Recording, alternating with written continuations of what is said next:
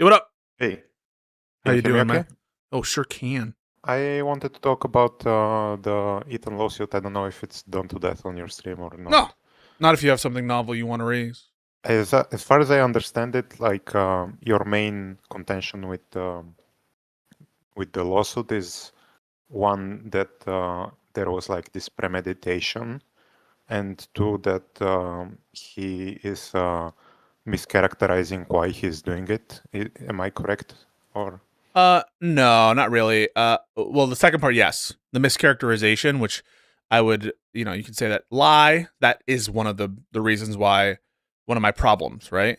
And I think another problem that I have, in addition to the mischaracterization, is what I understand to be an improper purpose.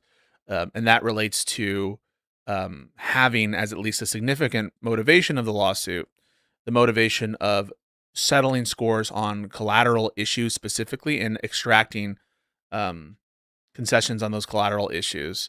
And so to give you sort of an example of what I'm talking about here, it is with respect to the comments on anti-Semitism, on the mom of Asmongold, on the issue of whether or not Hassan was right or not in certain things.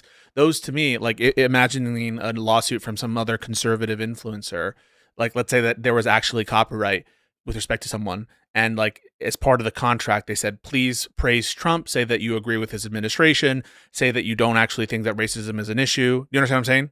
We would all take issue with the inclusion of these collateral kind of speech matters that aren't integral to the nature of the claims or the improper thing that was done that is worthy of a lawsuit. And I think if this were presented from the perspective of a conservative, where they really were pushing, I know that these issues are like ones in which you might be more sympathetic to the clients, but just like really imagine that the settlement was forcing onto the people who were the settlers, the people who had to make the apology.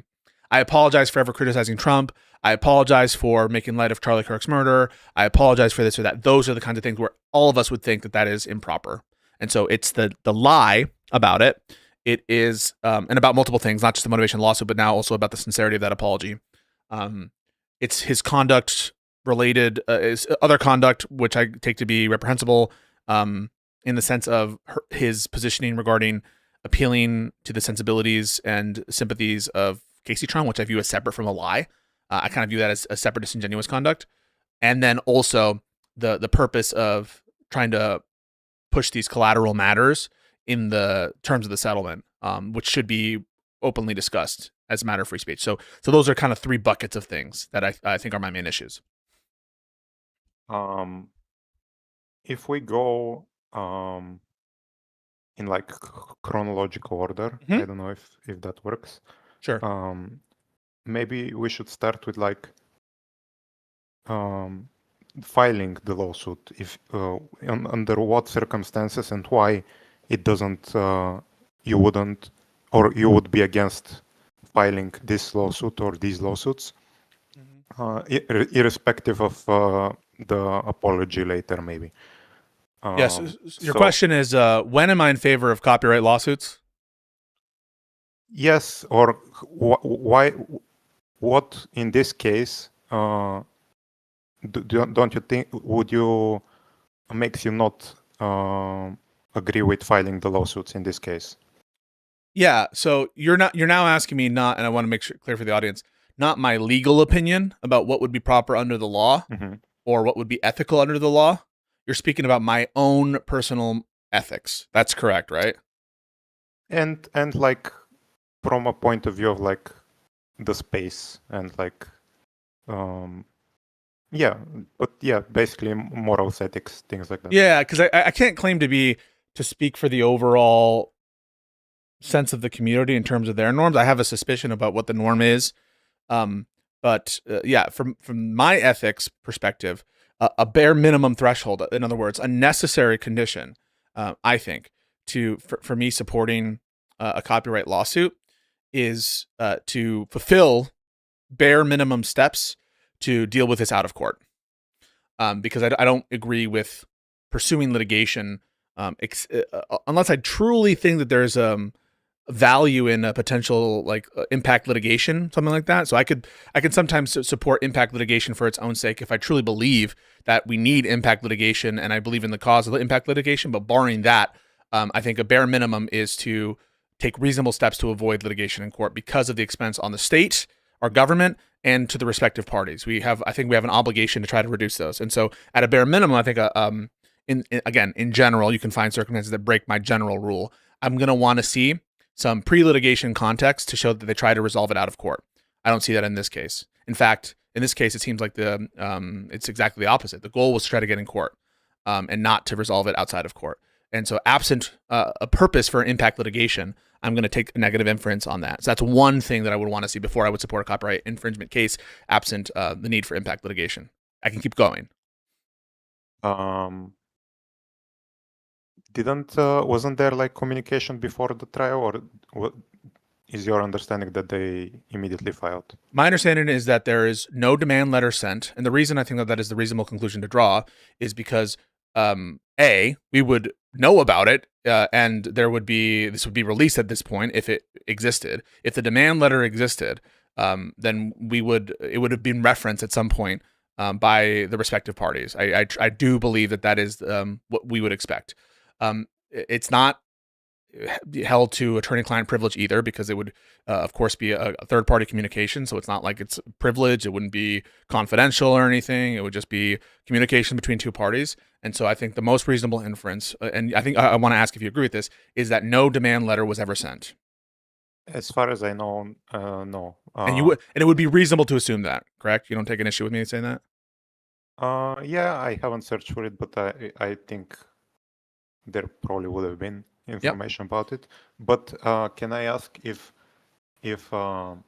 so, assuming no demand letter is sent, is it so out of the norm that someone might sue without a demand letter first, that it's that we would think of this as like a bad litigation?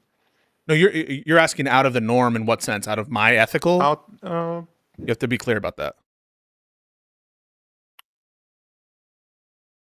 Well, I don't know. Do you separate like your legal? That's what I'm trying to do now. So I just want to be clear. What are you asking me, regardless of whether I do or not? What is it that you're trying to extract? Well, I'm guessing it's perfectly legal to do it. So that's a moot question. Yeah. The question is more like for the general public, would it be so out of the norm that someone in the general public files a lawsuit without first doing demand letter? I don't think it would shock the conscience of the general public if that's what you're asking. And I think that the public is aware, and it's probably just doesn't have the knowledge level to know what is, common practice among litigators. They're laymen, so I don't know what they're. Do normal people do that? Like, do normal people file lawsuits like that? Do normal people file lawsuits like what, without first doing a cease and desist? Yeah, maybe. Usually, the practice is before filing a lawsuit. Not always, but among litigators, is to send a retention notice to say, hey, either a demand letter, communications to indicate that litigation is about to come, or to a retention notice to say, retain all documents pertaining to XYZ. Now, that isn't a uniform rule. Sometimes you don't get notice that someone files a lawsuit. You have to look at litigation, put out a flag system. There's these alert systems that you can either pay for, have a subscription to see if your client is sued.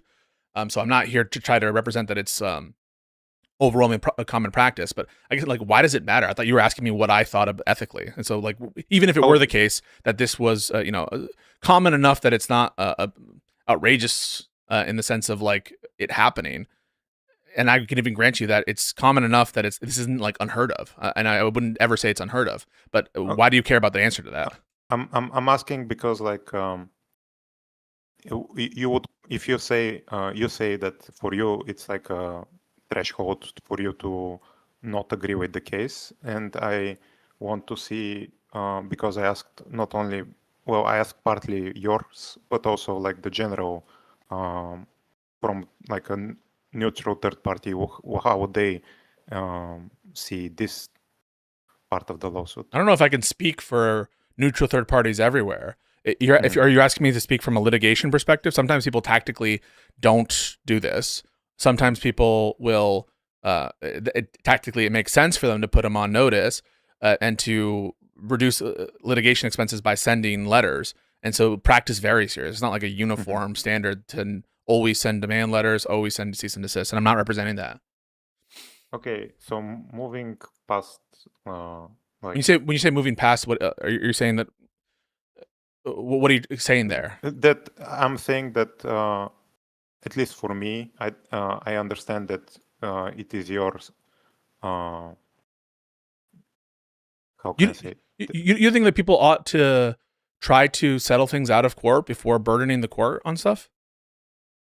Well, I think if possible, unless there's some like impact litigation reason, by which I mean like, okay, we need to file a lawsuit right now because like they're about to deport all these people, or we're not going to bother with a demand letter because we're going to sue no matter what because we need to establish this very good precedent in court. That's the impact litigation reason. So it's moot to send a demand letter. We might as well just file in court and choose the venue and just do it right away and whatever. There could be extenuating reasons, but as for like a property dispute, don't you think that there's a general obligation that we should try to settle this as members of society before we invoke the court? Do you think that that's a good idea? Yeah. Okay. But I don't think it's like a deciding factor if for me to not support like a lawsuit or to say that I don't think a lawsuit is good or just like that it is bad. For me, if it's not one of these cases in which I think impact litigation or extenuating circumstances justify this kind of this is societal, right?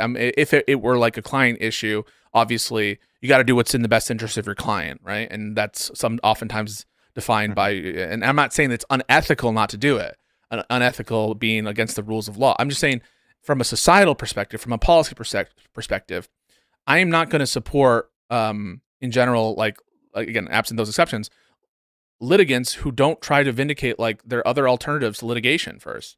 I think that's bad. I think you should try to set. And one other thing that they could have done and didn't trivially do here is go through DMCA. There are ways to communicate to the other party that when you've been aggrieved by some bad action. Minimally, what they should have done. I guess I'll ask you this: should Ethan have asked to be compensated before filing the lawsuit? I think so. Okay. And failing that, yeah. Didn't he have a duty to try to go through the DMCA process? Not sure. Does why not? The DMCA give him or how can I say? Does the DMCA give him the options for reward that he might get from a lawsuit? No, he might not get a judgment, but at least he can stop the continuing harm. The continuing harm being done. So it's like we want to impose on our litigants an expectation that they mitigate their own costs. And so to the extent that he feels that he's being damaged by its continuing presence, that's another negative inference that I'm going to take. Now, I don't think it's as important as the communication part to it, but just sandbagging them with lawsuits before even trying to talk to them and approach them with a demand letter or a cease and desist letter or anything like that. That to me, I'm going to take a negative inference of that. I'm not, and unless there's some overriding reason, why would I support that conduct? This person didn't even minimally try to negotiate their damages before invoking the authoritative power of the state, and that to me is like fucked up. I think that he should no, but the reason is that you and I both know that he didn't send a demand letter is because he didn't care. It's not about money, right? And like he wanted them to infringe, and so he didn't really he was happy they did this. He was happy they infringed because it gave him an opportunity to file a lawsuit. And so given that the whole purpose isn't regarding infringement or being damaged in that sense, it makes perfect sense why he didn't send a demand letter, because it wouldn't be in fulfillment of his goals being a set of improper purposes in my mind. I don't know if it wouldn't fulfill his goals, because if he sent a demand letter for, let's say, $50,000 and they paid it, don't you think this would also be a win for him, that he can show to his audience and say, oh, look, I got... they infringed my copyright. These three, they said they would take my view, so I took their money. Wouldn't that also be a win? I don't think it would be in line with his goals to extract apologies on collateral matters. It wouldn't be in keeping with his goal of presenting this as a big win to protect against Sony and Disney. Because, of course, if he sent a demand letter which was fulfilled or there was some negotiation, he couldn't use that as an excuse. And so sending a demand letter for which there are active negotiations from which we can draw conclusions, that kind of, and putting these different people on notice about what they actually wanted would eliminate the surprise aspect of it, would eliminate the ownage aspect of it, and would eliminate his claim to a broader communal purpose, namely the protection of the React community. So no, I think it wouldn't vindicate all of his sets of interests.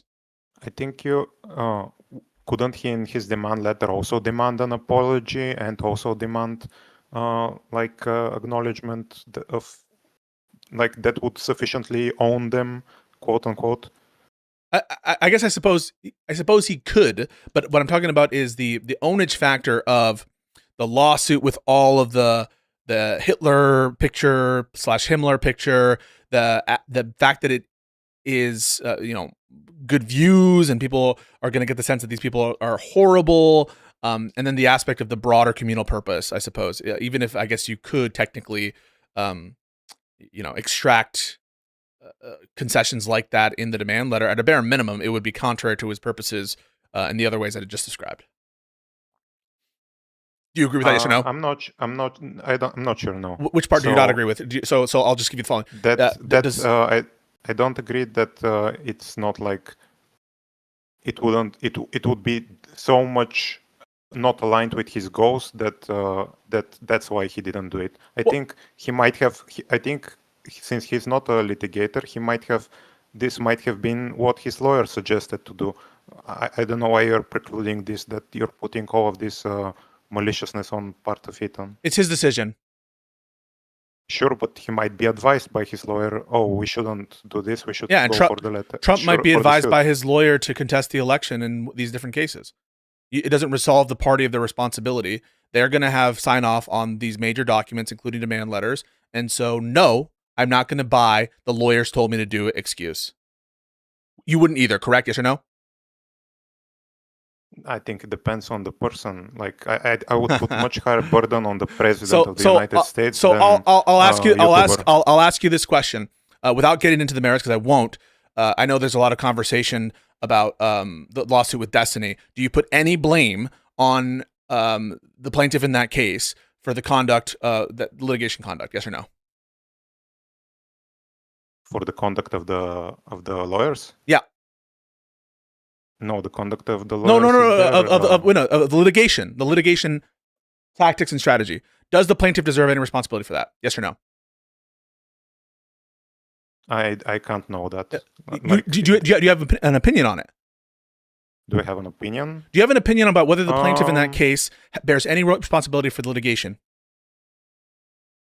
I think for the parts where she is involved, I think there's things around depositions and stuff that was. This is disingenuous. Debated. This is disingenuous. Of course you do. Of course that we put responsibility to our parties. Now, if there are extenuating circumstances and the lawyers didn't, in fact, they said some fucked up shit, they whatever, but there's no reason in this case to deprive Ethan of ultimate agency with respect to the filing of his lawsuits. And because you have no evidence for it, the mere fact that it could be the case that he was tricked by his lawyer, that's not a good reason to offer that in place of the default assumption that parties bear ultimate responsibility for what they file in court.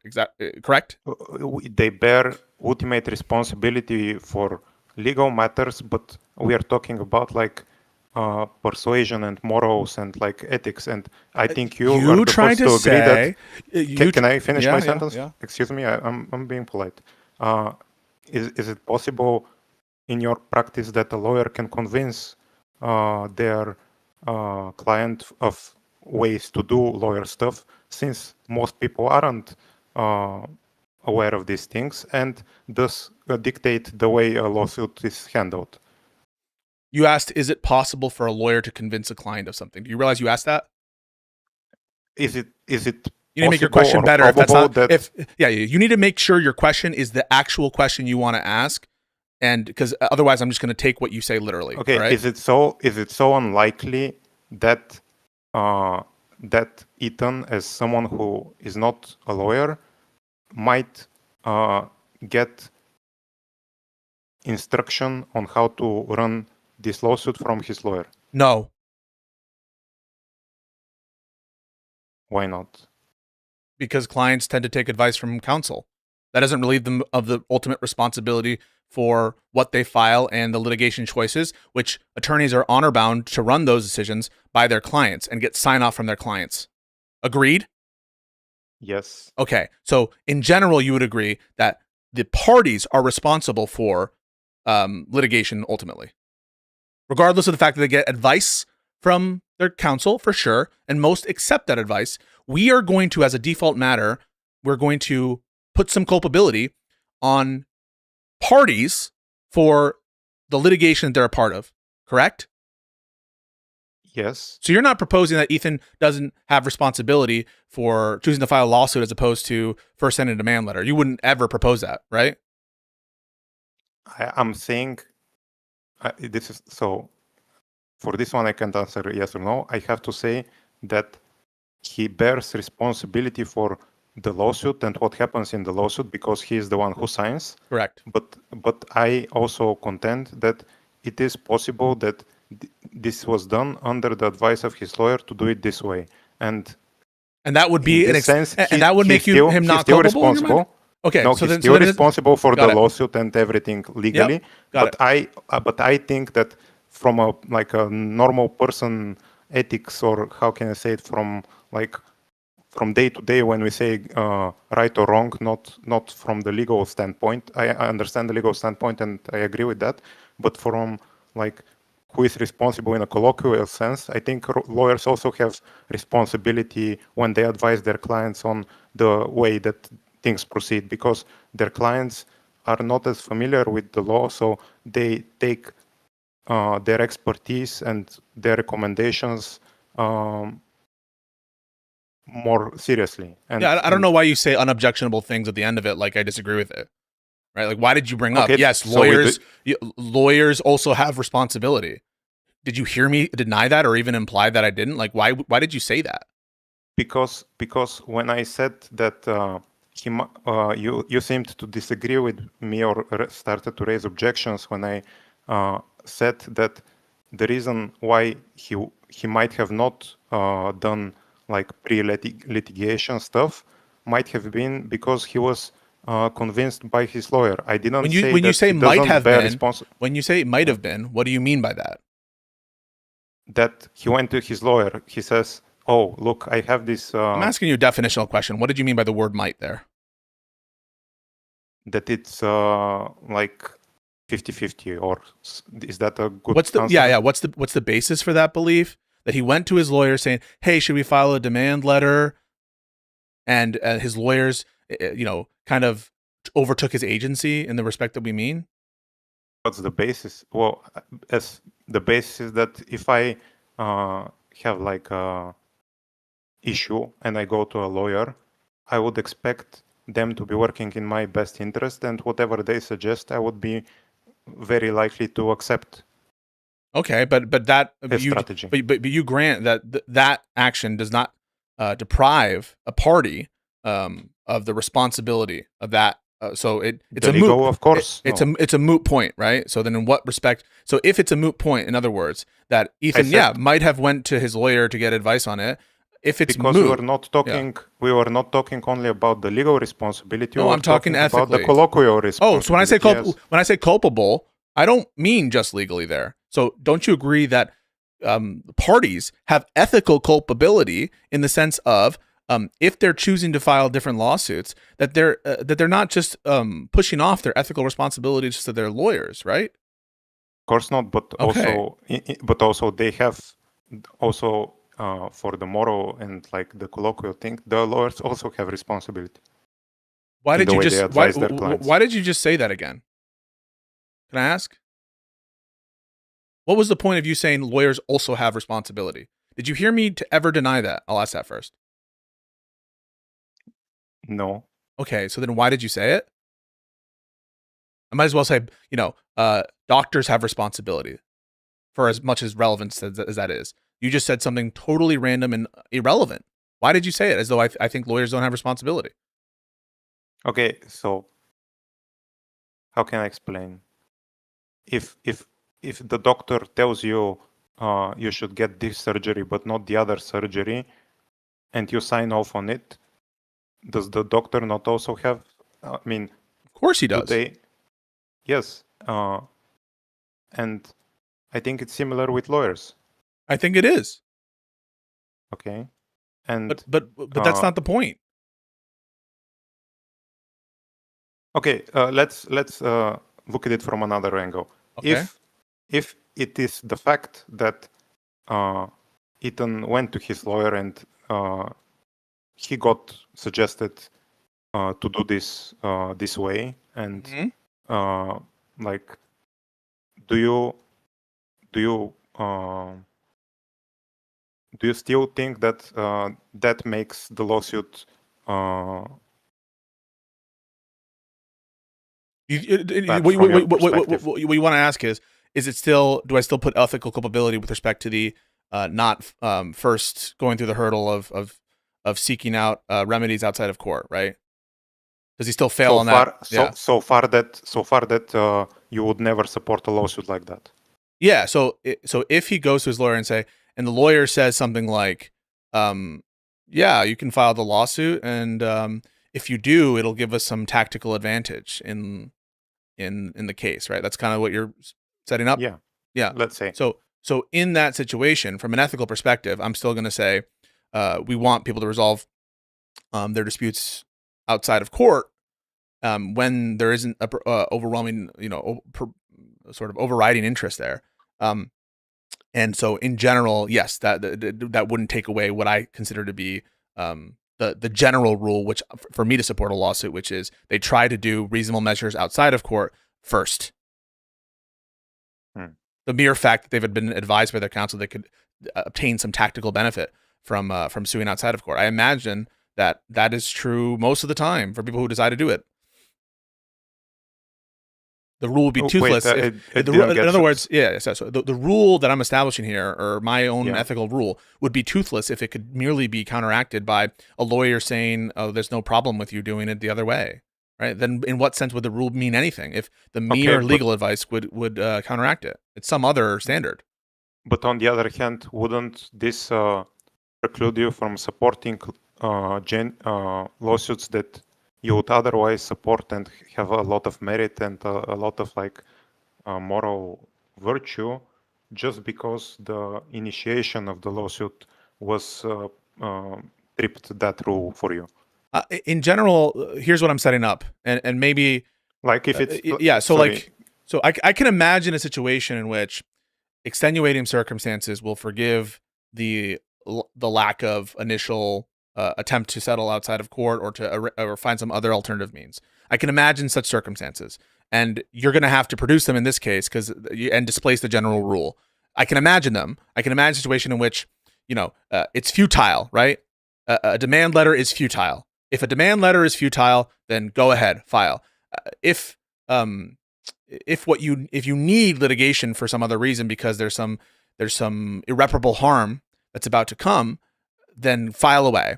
If there is some impact litigation purpose, then file away. Those are the kinds of extenuating circumstances that I'm going to let sort of displace my initial thoughts of the lawsuit.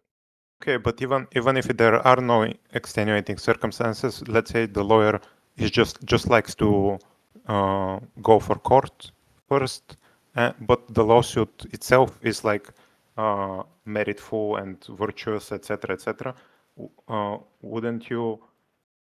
Would you still not support it? It depends. If the lawyer starts if it's merely to to address some kind of property dispute or something where it doesn't have a significant impact litigation, by which I mean by that it's just like a societal interest in it vindicated that's broader than the dispute between the two parties. That's what I'm talking about. No, the answer is no. In general, I won't support that lawsuit if these guys are basically using the courts before there's even an attempt to get to some kind of mutual or some kind of out of court process. So, for example, mediation or some kind of arbitration or really just a communication. Hey, we're about to file a lawsuit. This is what we want from you. Please try to resolve it. In general, unless there's some, again, broader societal interest, impact litigation, it's futile to send demand. It's, like I say, some kind of exigent circumstance. These are all things that will override that rule. But I guess I don't know. I'm giving you the general rule, and I'm giving you that there are exceptions, but you need to find a way to make it so that it's excused in this case. I think that the rule is not really a rule, because you say that for property dispute without like precedence or stuff like that this rule would hold. But if it's like a clear-cut case of a property dispute between two people, and one has been wronged significantly, and just because on the advice of his lawyer he gets recommended to file a lawsuit first, in every case that you can think of, you would not support this lawsuit, or you would say that it's a bad lawsuit. So absent some extenuating circumstance that I've described. Without. So yeah, without. I mean, so you're just keeps like running your head into that, and you're saying like, yes, that is a general rule. And my question for you is like, do you not have the intuition that so is there no?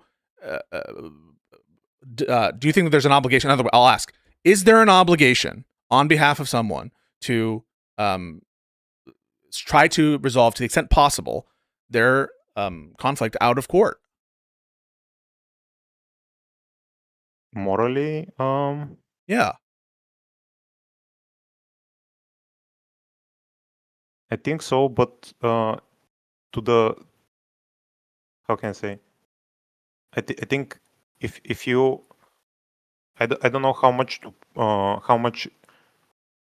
it's not like a deciding factor for me. If like as an obligation, it's like a good thing to do. Okay. Do you condemn Ethan for not doing it in this case? Is there anything that excuse at the bare minimum? Would you, even if you don't think it's dispositive in every case, except for the app? So you think it was wrong for him not to make a demand letter here and to communicate and try to settle out of court, right? Sure. Okay. All right. So regardless of whether we think you might not agree with me with how I set it up. You agree it's a point against being in support of it, right? It would make sense to be against it if they don't seek to remedy out of court. I'm going to be less interested in supporting a lawsuit where the parties are acting what I think not keeping with their obligations to save society from the cost of these huge ass litigations. That's a point against Ethan, right? Okay. At a bare minimum, we can agree on that. All right, cool. I think a lot of it might be irrelevant. It's just a side comment. It's not against you, but it's strange for me to hear this point, because America is like famous for people suing each other, and you think that I don't think there's a culture of like stopping people from suing each other. Yeah. Do you think that I'm like in support of litigiousness? No, of course not. Yeah, that's why I said it. That's why I just comment from me. It's not related to you. I'm probably assuming that you are against like the culture of everyone suing each other. Yeah, I think it's really fucked up a lot of the time. Now, against Trump and all this stuff, I'm in favor of Democrats doing that, because they're like, and I don't want them. Totally different. There's a bunch of impact litigations, social reasons that you need to just be ruthless in those contexts, and that shit exists. But absent that, for the societal benefit, I really do think that we ought encourage people to go through out of court remedies where possible, where practicable, et cetera, et cetera, et cetera. And the mere litigation benefit to one, or tactical strategic benefit to one side, I don't think displaces that. Absent the circumstances I'm talking about. But even if you don't buy that, you can at least say it's a factor against Ethan here. And it's one in which I'm going to also, it bears on his intent here. The more, the less he's in keeping with sort of norms and prescriptions that would tend to show an interest in recuperating costs. I'm going to be, okay, so he doesn't really care about damages. Like if I can't use the excuse, maybe his attorney advised him to do so like 10 times in a row, because at a certain point, it starts to speak like you start stacking the probabilities that it's more probable that that's what he was going forward. Yeah, and you agree with that, right? Like he wanted a lawsuit. He wanted lawsuits. He set a trap. I think it's likely, but as I said, I wouldn't. So yeah, it's the most likely, most probable thing, right? He wanted lawsuits. Yeah, but I think that he would, if his lawyer advised him to first send a demand letter, I think he would also not, like he would, how can I say, he would reject this outright. You don't think, or you think he would probably reject it? I don't think he would reject it if that's what he was advised. Like if the thing his is lawyer that said, one point I want to say is like we're treating him like a baby. This is a guy who's been in litigation. He knows what demand letters are. He knows what preservation notices are. He's been sued. He's sued others, and you're treating him like a baby, like an infant. you're over exaggerating. No, I'm not. You are treating him with like he's just this like clueless babe, and oh, I don't know. But when really he's an intentional volitional actor here. He's planning a lawsuit because he's setting traps. Why is he setting traps? On his own view, right? If you accept his view as correct, he wants to set a precedent. That precedent doesn't get set in the sense of a legal precedent if he's successful in his negotiations. And so we're less inclined to take that was his purpose, and also less inclined to think that he's this innocent, naive person. When you see the video that announced the lawsuits, where he's like memeing and he's saying this was a trap, we wanted this infringement to happen. Like that is the shit that I get triggered because people really do act as though he has no obligation. Okay, so going to the video, because that was part of my thing that I prepared. If you're fine with that. Sure. I think like his intentions and reasons are talked about a lot in the video, so we can go by it for this. You often we should go buy it. What I don't understand what you mean by that. Go buy it. Well, you often mentioned that his like you're presenting that the reason for the lawsuit is to set a precedent to protect against like the corporations or something like that. That he's like the guardian of copyright. I think that if you neutrally view the video and take it in totality and point by point, I think you see that it's the reason why he's filing the lawsuit is not that. It's like a side argument, a small part of it, and but the main and the reason why he chose those three people to sue is because first that they infringed on his lawsuit in his view very convincingly, and two, that they professed to do it to hurt him on video, live, etc., etc.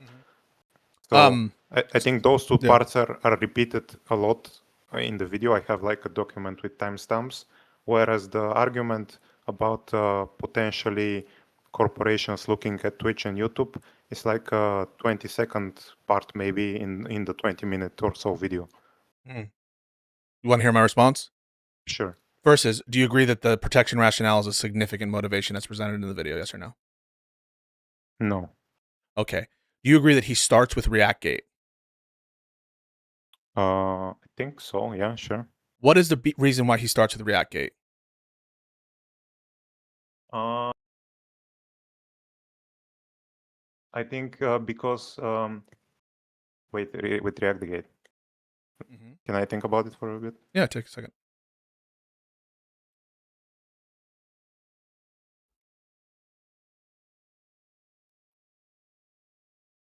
I think it's to establish why to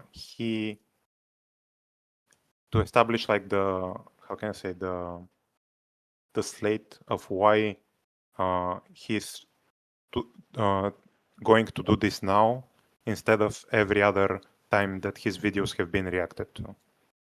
So well, he's come out in the past that he is against lazy reactions, and I think you agree with that. But he's never sued anyone for lazy reactions before. But now there is the deciding factor that the people are intentionally saying that they want to steal his views, they want to hurt him, they want to, etc. You know the memes. He's identifying a problem in the React community, isn't he? He has, yes.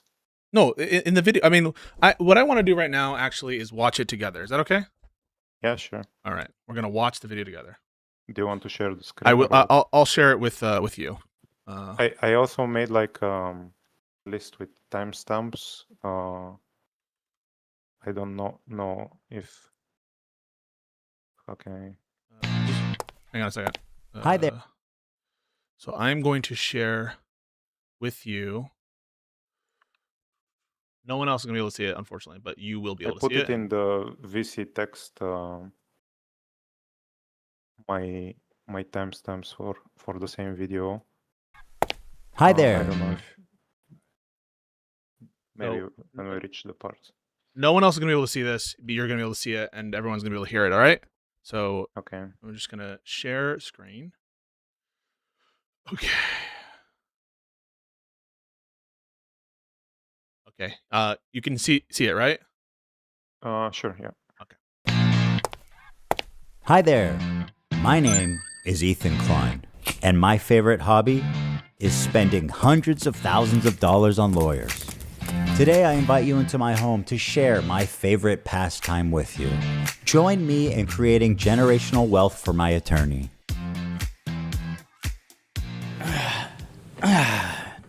So that's just like a funny intro, okay? I'm not reading into that, okay? Sure. Tell you guys a story. About a year and a half. So he's telling a story right now, and he's about to introduce ReactGate, okay? So and you agree he starts with ReactGate, and you agree that what you start with is important, right? Sure. Okay. Half ago, it's a big conversation called ReactGate.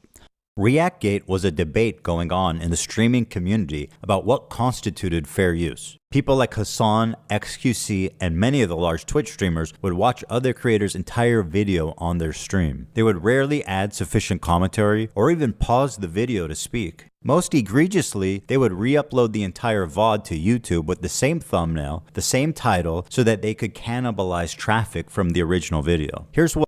So you agree, just as we pause, he's characterizing this issue as rampant theft to the point of cannibalizing video and highly criticizing this kind of conduct. Fair? Sure. Yeah. And But Lamino said this before. Got it. Had to say about this phenomenon. I don't mind people reacting to my videos, but I do mind when they play the entirety of my video. A face cam in the corner or the occasional interruption does nothing to address that issue. My video is still being played from beginning to end in someone else's stream or video. It's neither ethical nor necessary to feature the entirety of someone else's work. Or, you know, they could do the bare minimum and ask for permission. Something that none of the major reaction channels have ever done when they've streamed or re-uploaded my videos. But to answer your question, no, I don't want people to stream or re-upload the entirety of my videos. Now, understandably, this made a lot of people angry, because why should these content thieves, essentially, get more views than the author of the video, which in a lot of cases was happening? I mean, so he's not just talking about his issue, right? He's talking about people being pissed at this happening. Fair? Mm-hmm. Okay. So he's building up this problem that's plaguing the React community. You disagree with that characterization? No. Okay.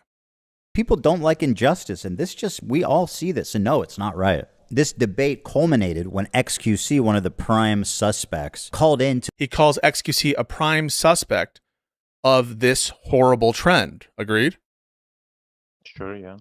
...my show to debate me, in which case I'm sad to report that I was terribly owned. So in that regard, do you care at all about like IP or copyright, or like the fact that it's illegal? Does that matter? That it might be illegal, does that matter to you? No. It doesn't matter. Well, if flat out doesn't, because... But that's fair. Watch me full screen cam, do the fucking worm, then watch your do prime... That. Then watch your prime content. Do it for a week. Do a week of no reaction content and see how many fucking views you get. Oh, okay, sure. I mean, that's content, man. It's original content, at least. The ultimate debate, bro. He hit him with the worm. Oh, why didn't I think of that first? I kid XQC, but he is not the one I'm suing. Despite my criticism, he's not a malicious infringer. But the ones... So when he just said there he's not a malicious infringer, that's not true on Ethan's previous view, is it? Before we get further on, he does consider Ethan to be XQC to be a malicious infringer, doesn't he? Yes. Okay, so why did he say that XQC is not a malicious infringer when, on his view, he is a malicious infringer? I think if you ask him this question, he would say that okay, so he is malicious, but I don't think Ethan thinks that he's as malicious as the people he's now suing. No, I'm not saying comparison. You agree? Yeah. He just said that he's not a malicious infringer, correct? Yeah. That's not true because Ethan does believe he's a malicious infringer, right? If you ask him directly, yes. Well, I don't. Right. So why did he say this? Something that's not true. I mean, people can say untrue things without them. Yeah, I'm asking why. Lying. I'm asking you why you think he said this false statement. I think maybe he, when he was making the video, he was focused on the type of maliciousness, the extra part. So he downplayed when he was writing. Why would he downplay XQC when he's a prime suspect? Well, it's like a psychological thing, maybe, with him. Like sometimes when you write things, you don't always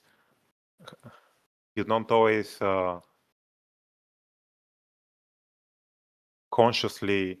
You sometimes unconsciously omit things, or I know it sounds. Would you accept that a plausible explanation, that is to say, one that sounds reasonable to you, that seems reasonably likely, is the reason he says he's not a malicious actor here is because he needs to try to he needs to try to sell his lawsuits as solving a broader problem in the community, and why suing XQC doesn't address that problem in the community. Isn't that a reasonable explanation? Like, he doesn't need to get into this if his only rationale, in other words, were two people who were malicious to him. He doesn't need to get into ReactGate. He doesn't need to get into all this. He could just say, they stole my content, they were malicious about it, I'm suing them. Why even go through this whole ReactGate thing and even have the view of needing to try to distinguish if the only thing that matters, if it's a side point? You understand what I'm saying? It doesn't make sense to bring this all up, right? That's why when you characterize the Sony and Disney thing as 20 seconds, it's disingenuous because you're excluding the buildup here. The buildup where he's identifying a broader community problem and he's specifically putting XQC out of that problem. And the reasonable inference of him doing that is, in order to be able to plausibly sell this as resolving a broader community problem, he needs to be able to explain why he's not suing XQC, or at least he feels it. That's why he feels the need to try to distinguish him. Because if he doesn't distinguish him, he can't sell it as resolving a broader problem. Is that an unreasonable interpretation? I think it's one interpretation, but I would. Is it a reasonable interpretation in your mind? What do you mean by reasonable? That's a primitive. I can't further define reasonable. Well, you asked me something similar, and I said I answered with percentages. Well, yeah. So a reasonable interpretation is one that you find plausible or convincing. It's almost like saying what is vary, or what is experience. What does it mean to be something? You know, at a certain point, I can't. We've grounded out. Is reasonable something that one out of 100 people might have, or that 90 out of 100 people might have? So let me actually put some numbers on it if you really don't want to get into that. I mean, do you really try to? So if I were to say significant or reasonable, I just want to say this is the kind of games that we have to play when you kind of get what I'm talking about. I think you played a similar game with me. No, I don't think I played that game at all. So when we're talking about what does you mean by might? Here I'm specifically referring to different modalities, and the modality here I'm referring to has to do with plausibility, reasonability, and it's not this difference between mere logical causation. So I don't think it's similar at all. But let me put a number on it. Do you think that something approaching 35-40% of people could come to that conclusion based on inferences? Sure. Yeah. Do you think that on your own view, whatever you take to be reasonable, on your view of what things are reasonable, do you think that's a reasonable inference? I think watching the whole video, that the reasonable at least from my view, conclusion or like thesis of the video is, or the objective of why he's suing those people is. Why does he have to distinguish that? Why does he have to? Why does he have to justify why he's suing one and not the other?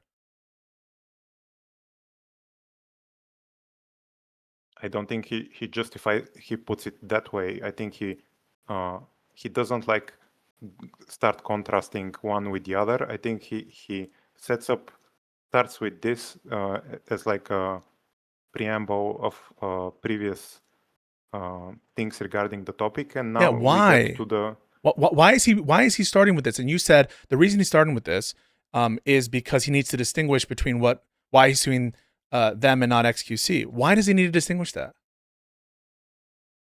I don't think he needs to distinguish that, and So why is he doing it? I don't know. There could be a lot of reasons. One of them Can you might name be one? Yeah. what you suggested. Another reason might be because he thought it would make the video more compelling for like artistic reasons. Wait. For artistic reasons? Wait. For artistic reasons? Popularity reasons or for audience reasons. When you say popularity or audience reasons, you mean popularity for in terms of you mention XQC, you mention previous dramas that people were invested in. It makes the video more enticing to people. It doesn't mean that you're trying to use the to conflate the arguments. So what you're saying is it's plausible to you, that is to say, more likely in your mind, that he is trying to make the video more appealing, but not in the sense of trying to justify himself by painting himself as more protective of the React community, but just to mention XQC to get more clicks. Do you think that that's more or less likely than the rationale that I'm providing? I think all of these things. Wait, can you just answer that question first? So do you think it's more or less likely that so you think it's both? You think he mentioned XQC to get eyes on it, but he's also bringing this up. You agree that one of the reasons he's bringing this up is to justify who to sue, right? I think, yes, right? One of them. Yes. Sure, yes. Okay. So it's not just the 20 seconds of the Disney and Sony, right? How so when you are we in the video? You said it was I'm characterizing this as the so far the entirety of the video. So far the entirety of the video that we've seen so far is setting up a broader communal problem, and then introducing this character XQC Hassan, and showing XQC as the prime suspect of this broader problem. And he's setting up a way to distinguish XQC. And the plausible inference for why he would even feel the need to distinguish XQC, other than in terms of the stated reason, is because he wants to make the appeal that he's in keeping with his position regarding lazy reacts.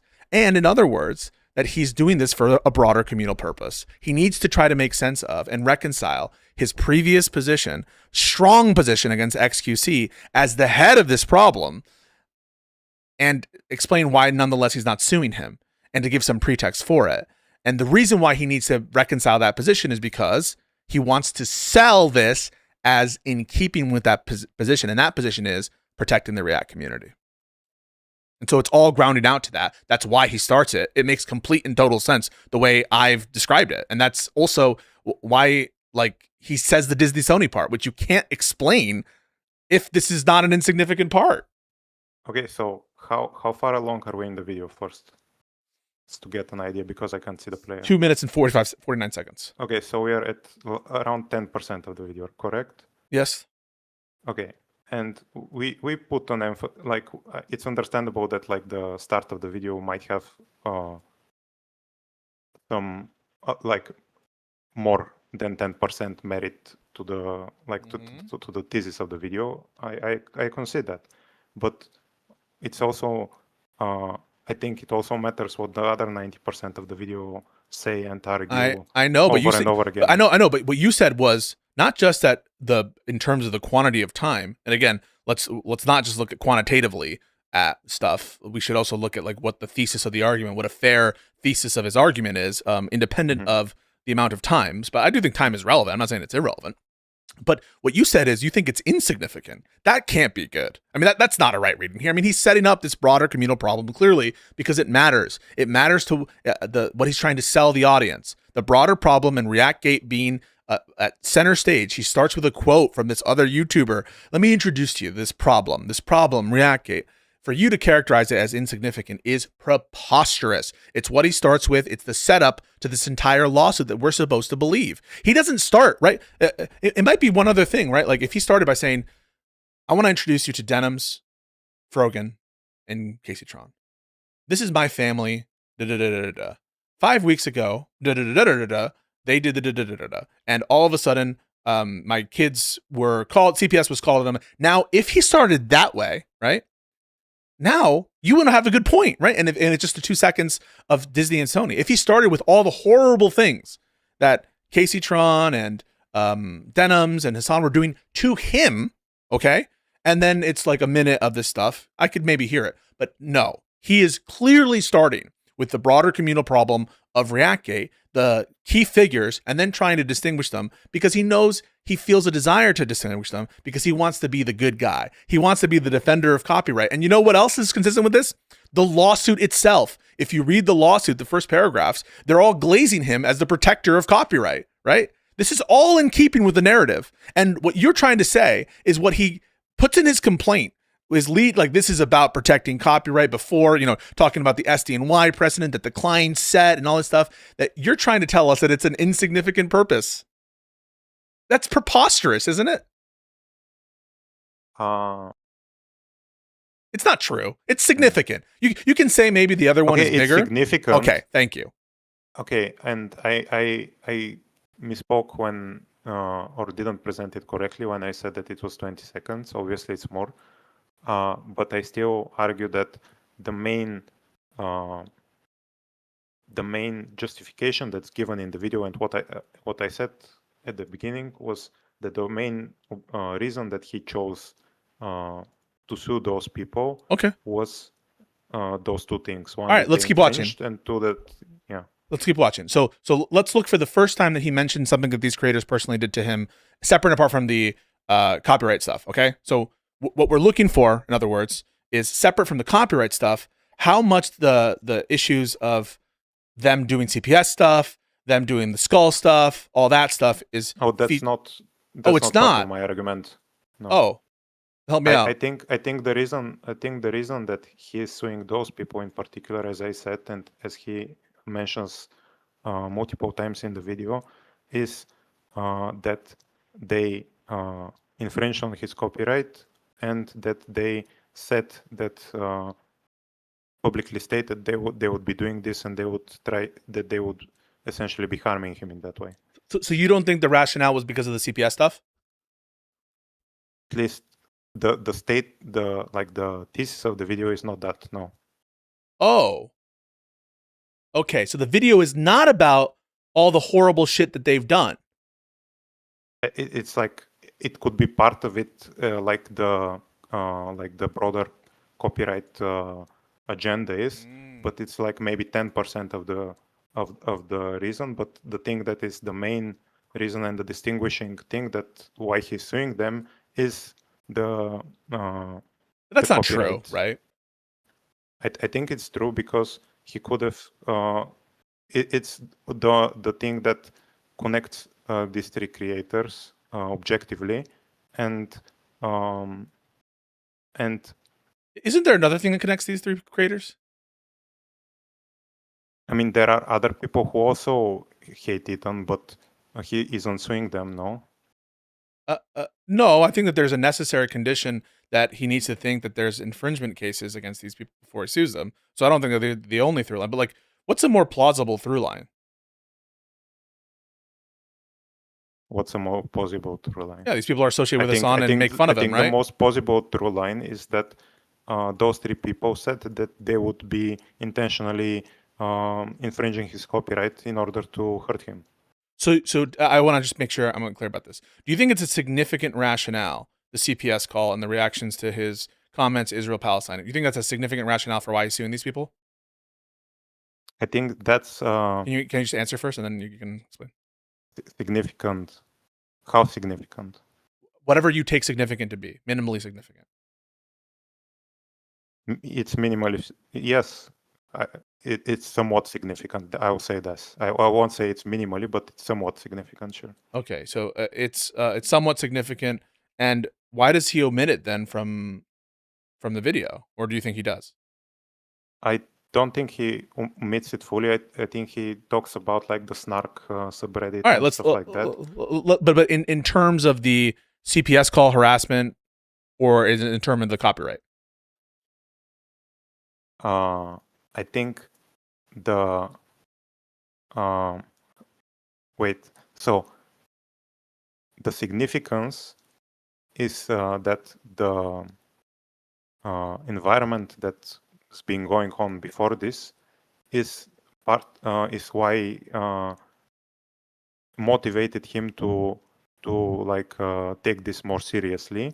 But after they did the video and they found that people were doing this infringement, malicious infringement, public stated infringement, they decided that this would be like the targets for the lawsuit. And Yeah. Can I ask, why did he set a trap in January? Because he set a trap before the infringement I think this happened. is the next part of the video. All right. Okay. But so we'll definitely get there. But do you have an idea before we get there why he set a trap before the statements were made? I think that he has, or I don't think I know that he has been. I don't know if they filed a lawsuit before this or they were sending DMCA cease and desist. No, but like there was with the Snark subreddit, they were doing similar things where they would upload his re-upload videos of his, and he was so he probably decided that this video would be big, and that the people who were already infringing on his copyright would also infringe on this copyright. So he wanted to people like be able to protect his copyright. Right. So who did he want to trap? The people who are already infringing on his copyright. Like who? Or, like XQC, right?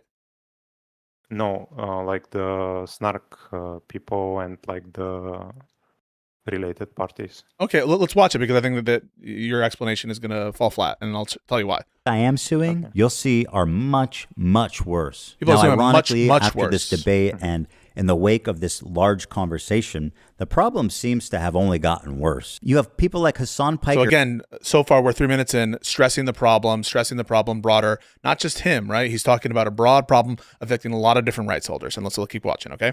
They're paving the way of fair use with what's known as chair reacts, when Hassan gets up to go to the bathroom or to eat or to talk to his mom or to do whatever, disappears for an extended period of time and leaves the video playing for his chair. Mr. Chair, they call it. IDF had warned people to leave the area around the main airport in Sana'a.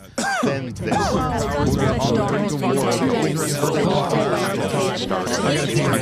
not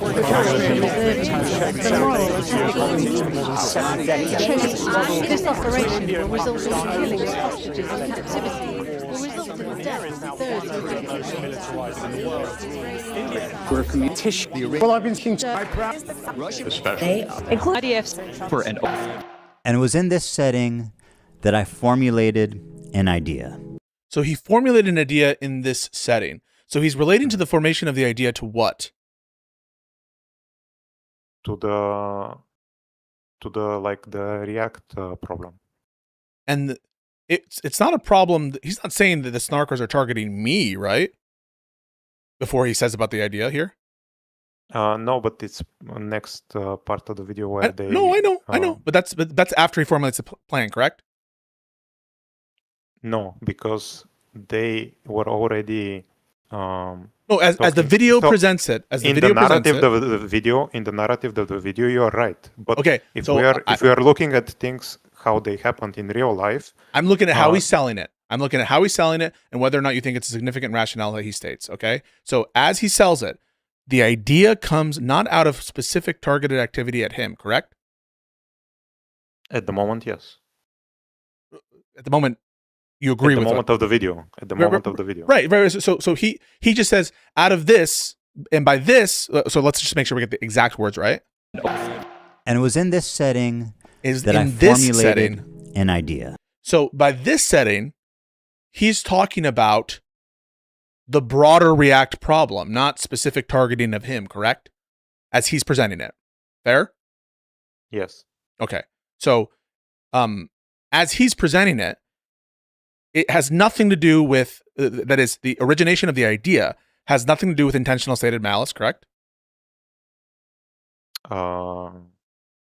At the moment, at this point of the video, no. Right. He couldn't have known when he made the plan either that they were going to go make those statements, right?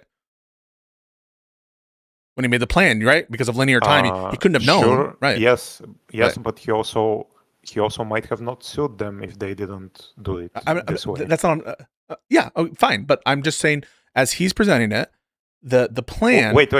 Yes. Can I amend this? So yeah, I think he might have planned, just as he set the trap, that in order to sue them, that his bar would be an admission of guilt, so to say. So even before they admitted it on stream, he might have, by setting the trap, he probably talked with his lawyers about this, like, how can I protect my copyright, and at what point can I sue someone who infringes on this video that I'm going to publish? And the lawyers maybe said to him, or he decided for himself that the reason he would sue someone who infringes on this future video is if it's like a really strong case. Does he have a really strong case against XQC? Excuse me? Does he have a really good case against XQC? If XQC meets that bar, yes. No, I'm just asking because if the bar is a really strong case, you agree he has a really strong case against XQC, right? Separately, yes, but I think that he has a stronger case against those three people, and I don't even agree with that. But even putting that aside, at the time he makes the plan, are you telling me that it's plausible? You think it's plausible that he's thinking, I'm setting a trap with the expectation that someone is going to intentionally state malice? Is that your view? I'm going to just cut the. I'm not going to put you on the spot because I'm just going to tell you, if you say that, he will contradict you in the next 2 minutes. So I hope you don't say that. I want to be clear about what I'm asking for the chat. Okay, so he could not have expected when he set the trap that they would have stated their intentional malice, correct? Sure. Okay, so that's not what he was trying to trap. Fair? Yes. Okay. But can I just add a addendum that I think that it was always his intention to go after the worst infringers, in his view. Okay. I mean, you can say that, but regardless of the drama. But to be clear, at the time he sets this trap, it's not on the basis of intentional stated malice, right? No. Okay. And he's also, as he presents it in the video, he's not saying it's because he's getting targeted, right? At this point of the video, no. Yeah. Can I add about the malice? I think that he probably expected that he could prove some malice because he had examples from before about people stating that they were re-uploading his stuff intentionally to hurt his views and on YouTube and stuff like that. So I'm not. I guess I'm not. Statements like this. So are you going back on what you just said? You realize you just said that he wouldn't have had that expectation. Are you going back on what you just said? Yes, because okay. What's your view? I'm not saying that he expected 100% that they would say it, but I think this was something that he expected. I think for 90% to happen for the Snark subreddit, which he probably expected to connect with the streamers that are connected with them, and that You know, I warned you, right? I warned you that What? he's about to contradict you in 2 minutes. I said, I'm going to just tell you what he's going to say. He's going to say, I could not have imagined they would have said this. he could. And You know that he I says said, this, right? He's and about to yes, say this. Yes. So and why I are you said- saying this? Can I explain? Yeah. Because I said that he probably didn't expect the streamers to do it themselves, but I think he thought that it was likely that the Snark subreddit would do it. Wait, so your view is, even though he doesn't say this, that he expected someone to say intentional malice, but when he says, I couldn't have expected them to say this kind of thing, how possible we were going to do this, and in other words, expressing surprise and enjoyment at the fact that they said this, because he couldn't have planned it that well, that it could go so well, that he still could have planned it with respect to the Snarkers. And when you're saying that, you're just making it up, right? You're just making this up. I don't think I am. I think it's based on. Okay, I think we are doing two things at the same time. At one side, we are talking about like what his the narrative of the video, and on the other, we're talking about his state of mind when he was setting the trap. I agree that those are those two things. So let's focus you're on... using, excuse me, and you're using the narrative of the video to attack me for his state of mind in the past, and I don't think that's fair, because I can and I think you can as well presume that he wouldn't show his absolute state of mind in his narrative. So are you? Is it your view or is it not your view that this video is disingenuous? I don't think it's disingenuous. I think it has a narrative, and you don't put everything that you think in videos with a narrative. So is it materially omitting reasons for his lawsuits? It might, yes. And do you know? I'm not saying. I'm not asking. Possible. Sorry. I'm not asking. It's reasonable. Possible. It's reasonable. Okay. So you think that? And if I were to ask you, to assume, if I were to ask you, you do think that he is materially omitting parts of his rationale for suing people, correct? That's your view as well. Can I think about this? Yes.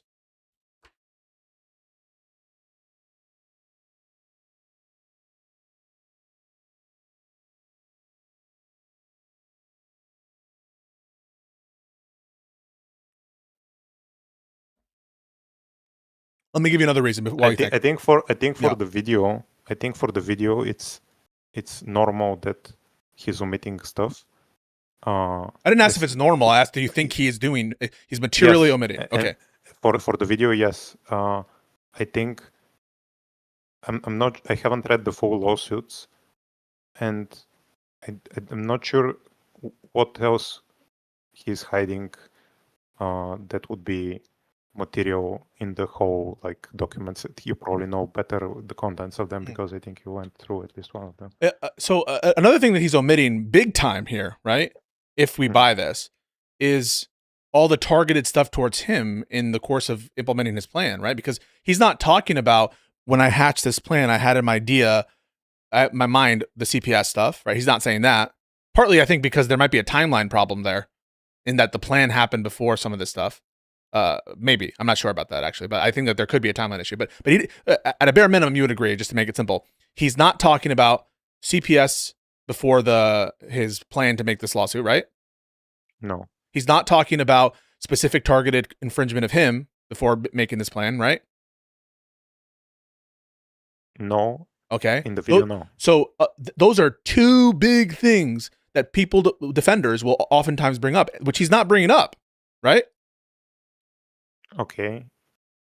Yeah, I have my own argument. Okay, but I'm asking, as the video presents, what could be at this point, right? What would the viewer think the reason could be that Ethan is planning a lawsuit? If all you have so far is the video, what do you think? From the narrative, the video, I think that yes, it's that someone blatantly reacted to his video, so and according to the title of the video, that he's suing them.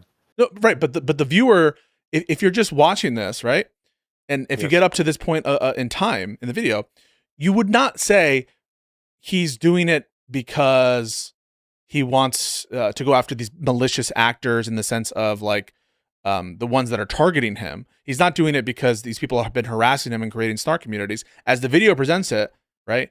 What a person would take away from this is, yeah, what a person so far in terms of setting up the plan, it's like he goes in this context, in this setting, right? He's framing it specifically as an issue that furthers ReactGate issues, right? That's what's going on here. That's what a reasonable viewer sees. They don't know. They don't have the baggage, right? You have to have a theory of the mind that a viewer coming to this isn't necessarily thinking what you guys already know in these debates. They wouldn't, or as the video is presented, they're not thinking, oh, the CPS call, oh, this or that, as the video presents it.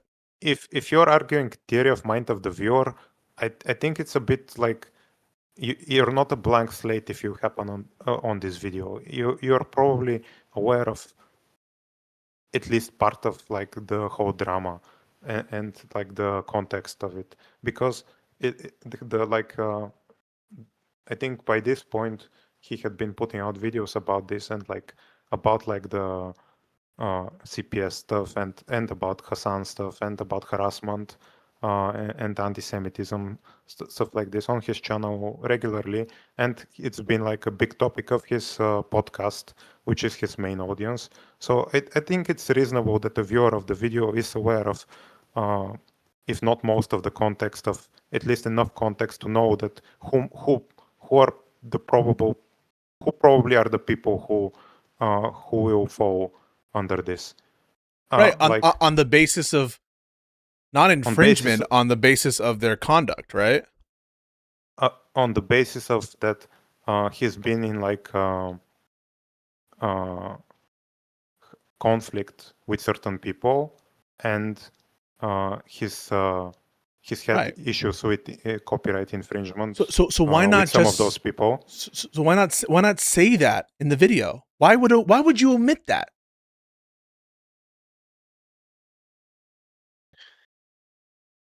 I don't know. Like, no, you do know. The reason you omit it is he's trying to present it as a loftier goal. That's why he introduces this whole ReactGate problem. Is he is trying to make it about protecting the React community, right? That explains everything. And when you say that, like, oh yeah, that is a significant motivation, which you now granted, then everything makes sense. But when you start introducing what you're talking about, it's like, well, okay, I think the viewer would have seen this, they would have known about this, and then the question still stands: why not include it? Why not bring it in there? Why not talk about it? And the reason is obvious. He's trying to present it as in a continuation of protecting the React community in virtue of ReactGate. And when you add that layer into it, okay, everything now makes sense, right? Everything makes sense. And you can't argue that it was just a side point anymore. And everyone has to fucking be on their knees and apologize to me. Hello? Yeah, can you hear me? Hello? Yeah, I'm here. Hello? Testing. I can't hear you. We can hear you, bud. Can I reconnect? Yeah. Can you yes. Hang on, I'll move you and move you back. One sec. Behind the bar. Move you back. Hello? Hey, how about now? Sorry, yeah. I can hear you now. Sorry. It cut out.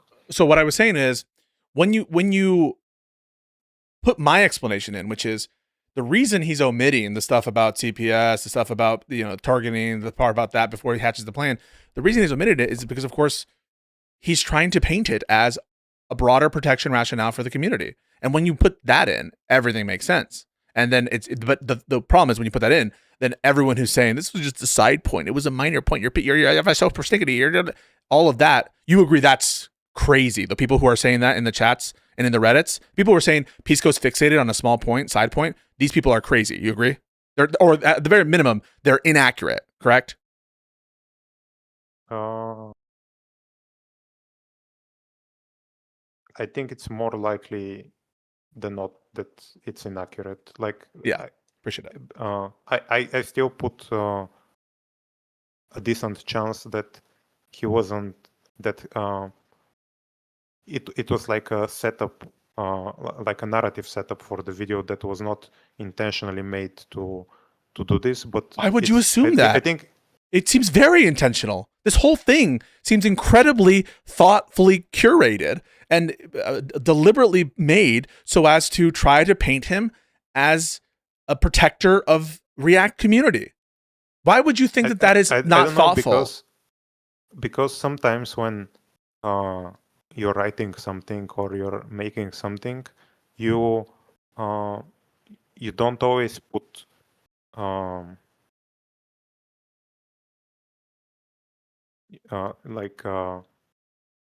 absolute thought into what Absolute thought?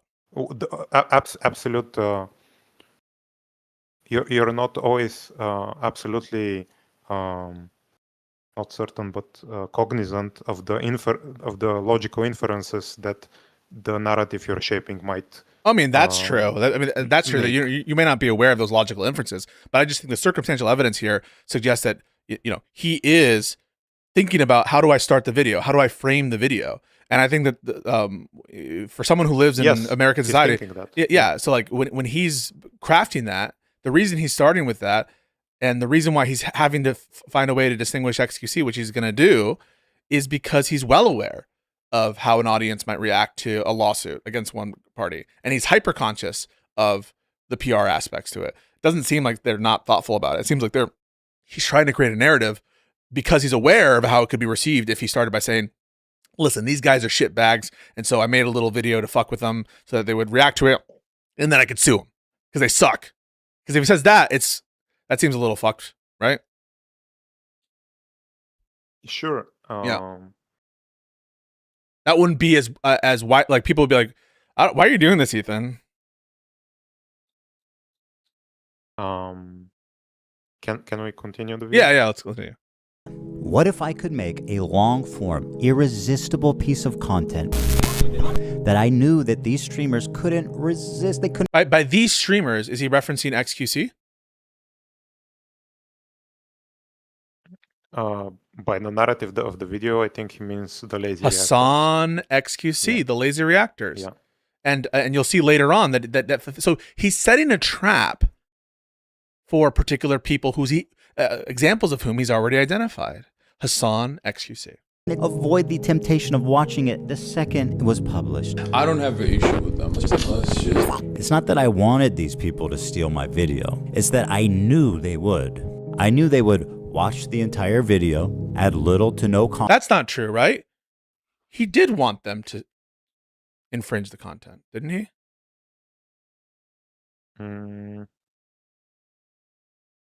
He desired that, didn't he?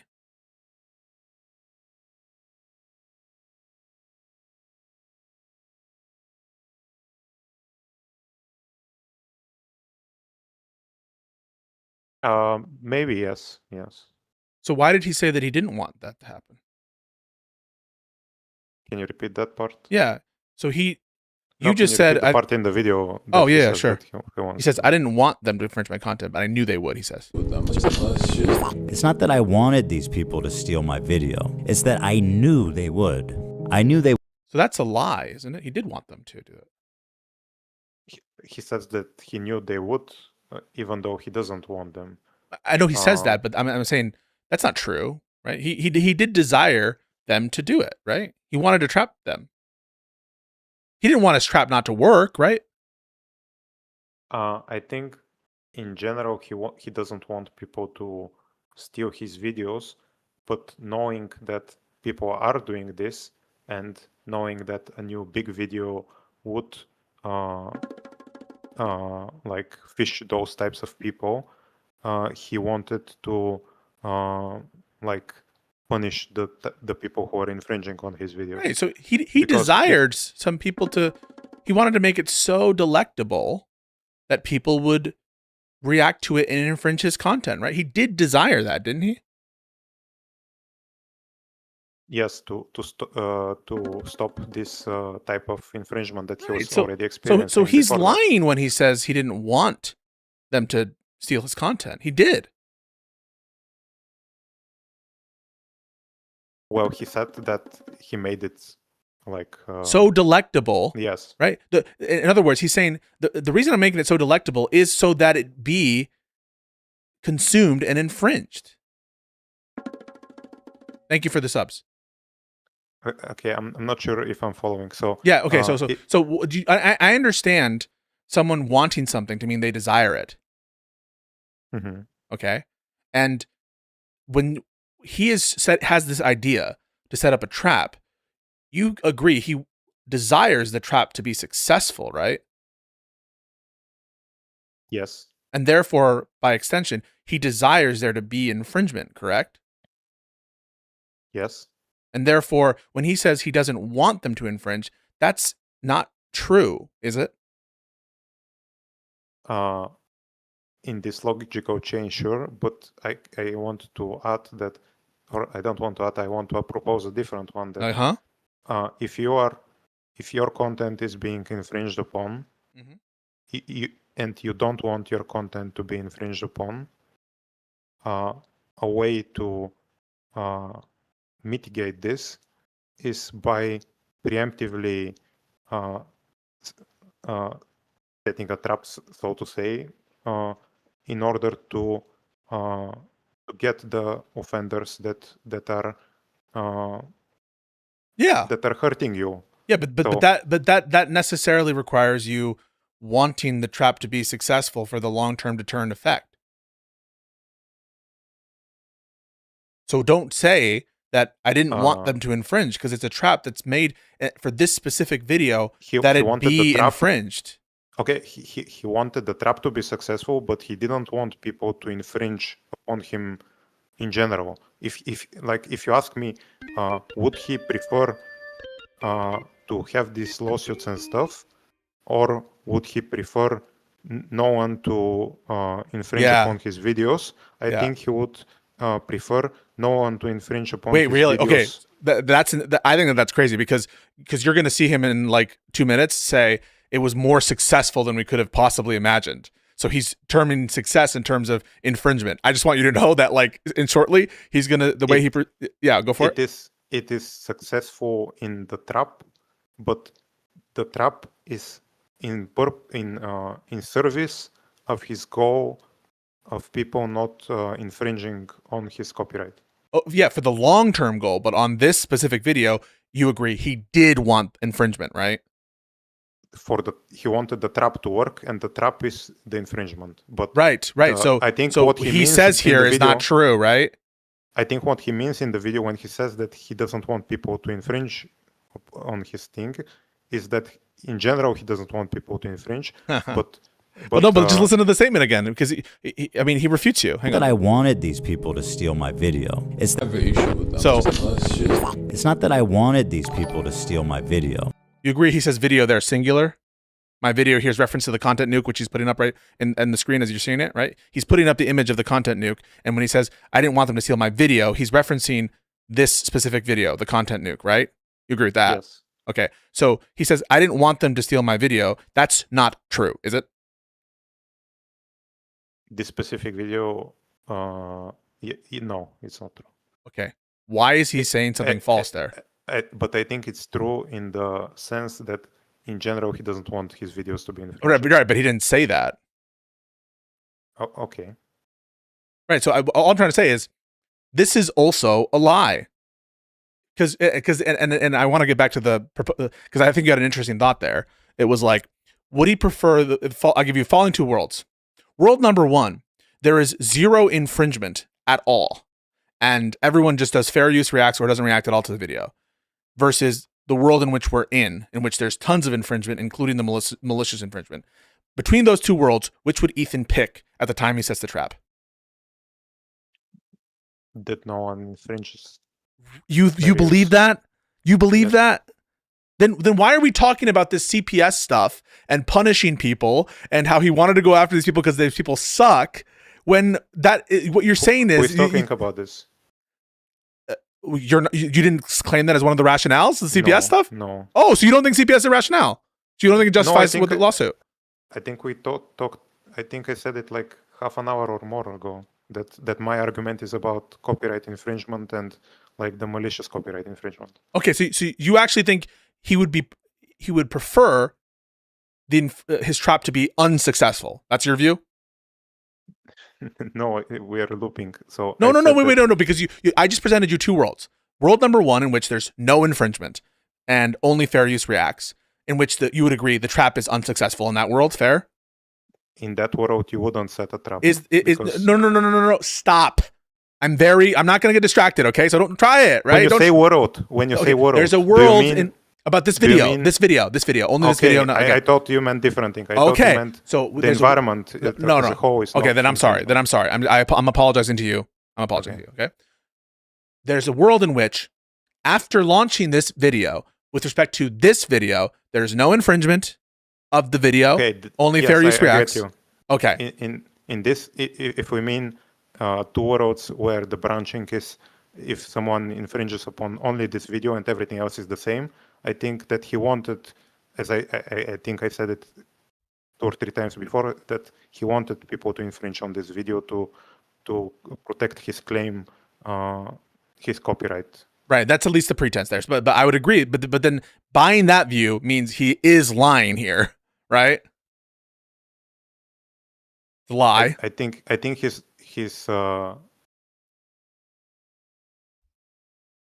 in the literal sense, yes. Yeah. All right, we'll keep going. It's that I knew they would. I knew they would watch the entire Wait, video. can you grant me? Add little to Sorry, can you grant me that it's reasonable for someone whose copyright is being actively infringed upon to set a trap of sorts and to pursue legal matters, knowing that this trap is likely to happen? No. Are you against other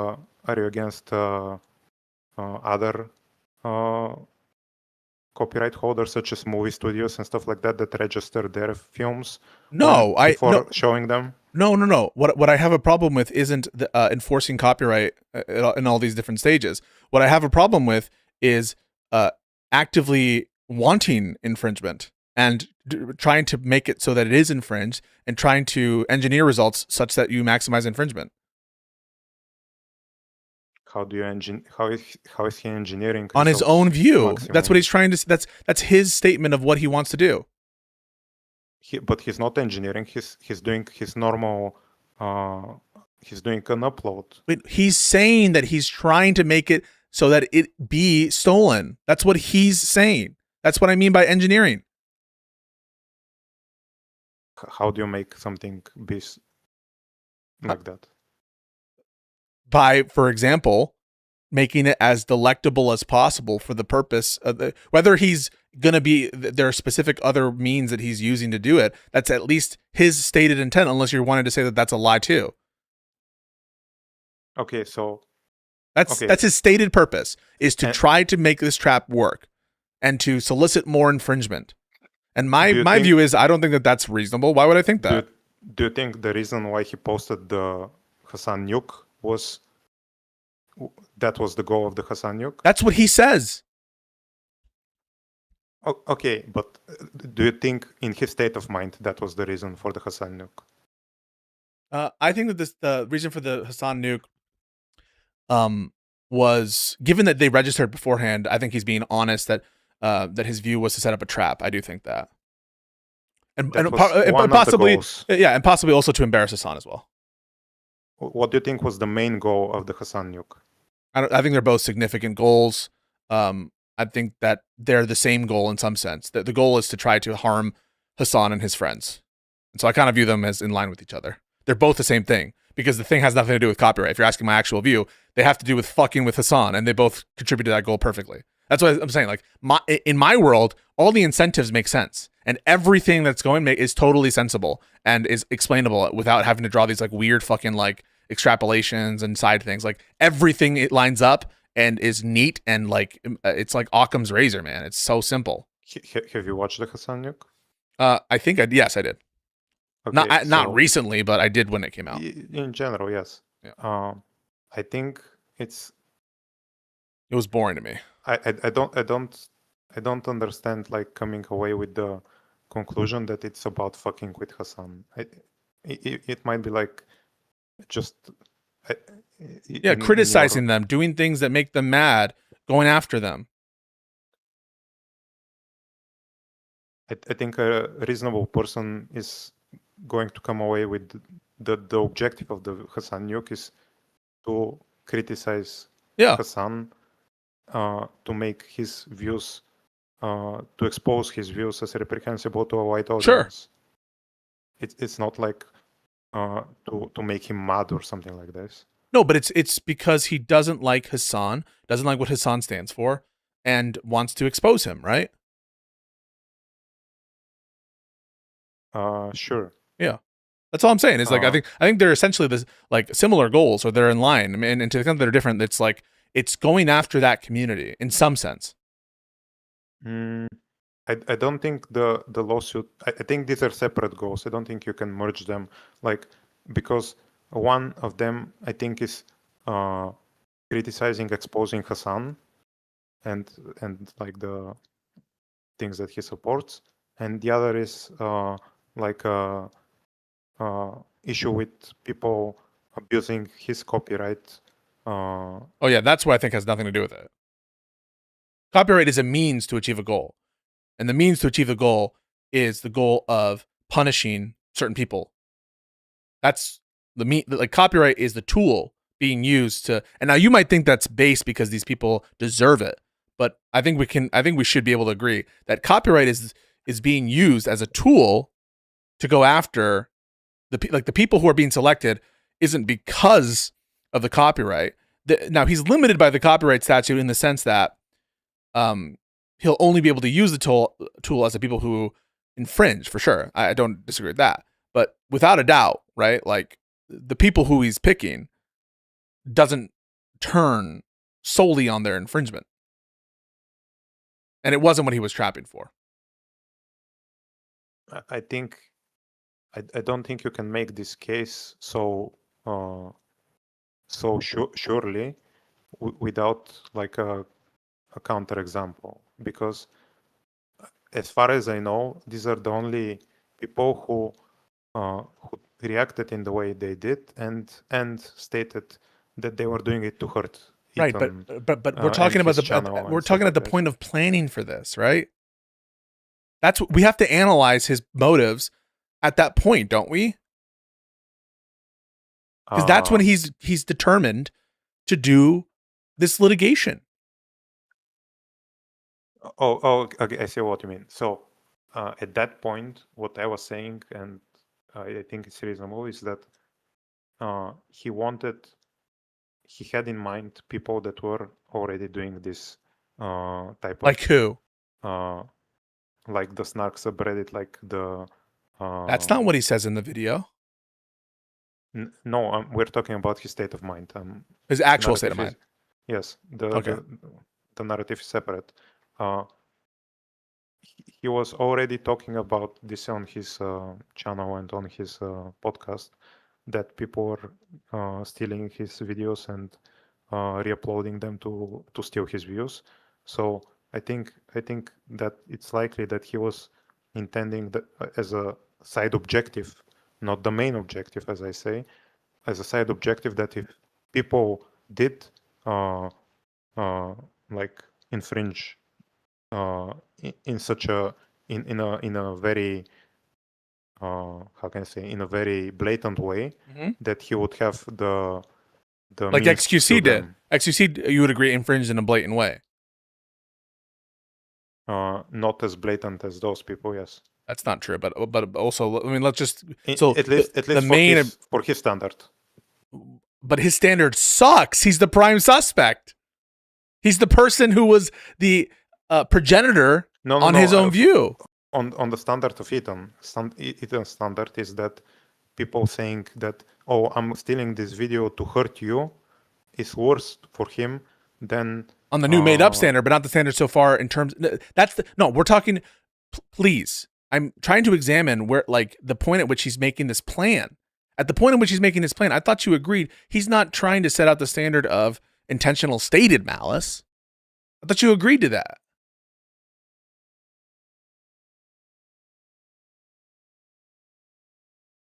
I don't know, because as I said, he already had people who were saying they were stealing his videos in order to hurt his views.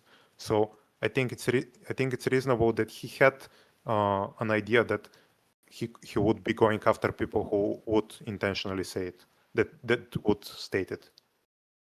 And that's what was in his mind. So you actually do think that he was planning to do this line of intentional stated malice? I think if he didn't have people like that, he probably would have gone for other, or maybe he would have gone after blatant examples, but then it would have been harder for him to distinguish between XQC and denims or the others. But right, but he couldn't have known that the specific people he was going at, like, all he could have guaranteed perhaps was that people would react to it. He couldn't have guaranteed that people would have said, I want to steal revenue.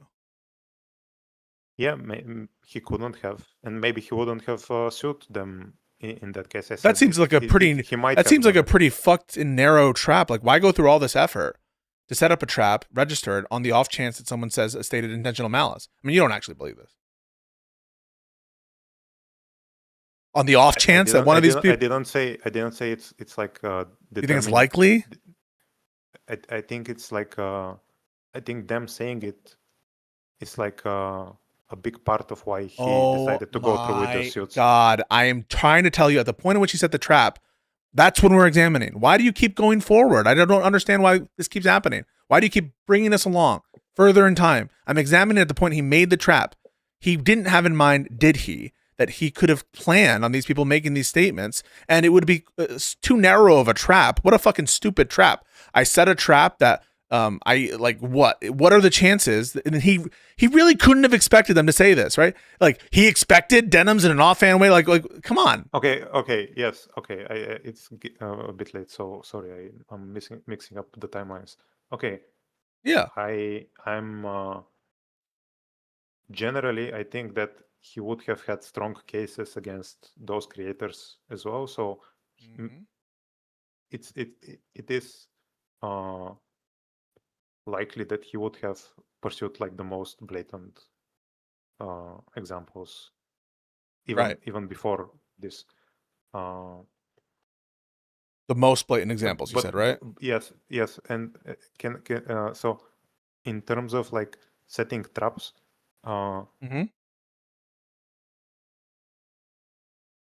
if like a company or let's not say a company, let's say an artist makes like a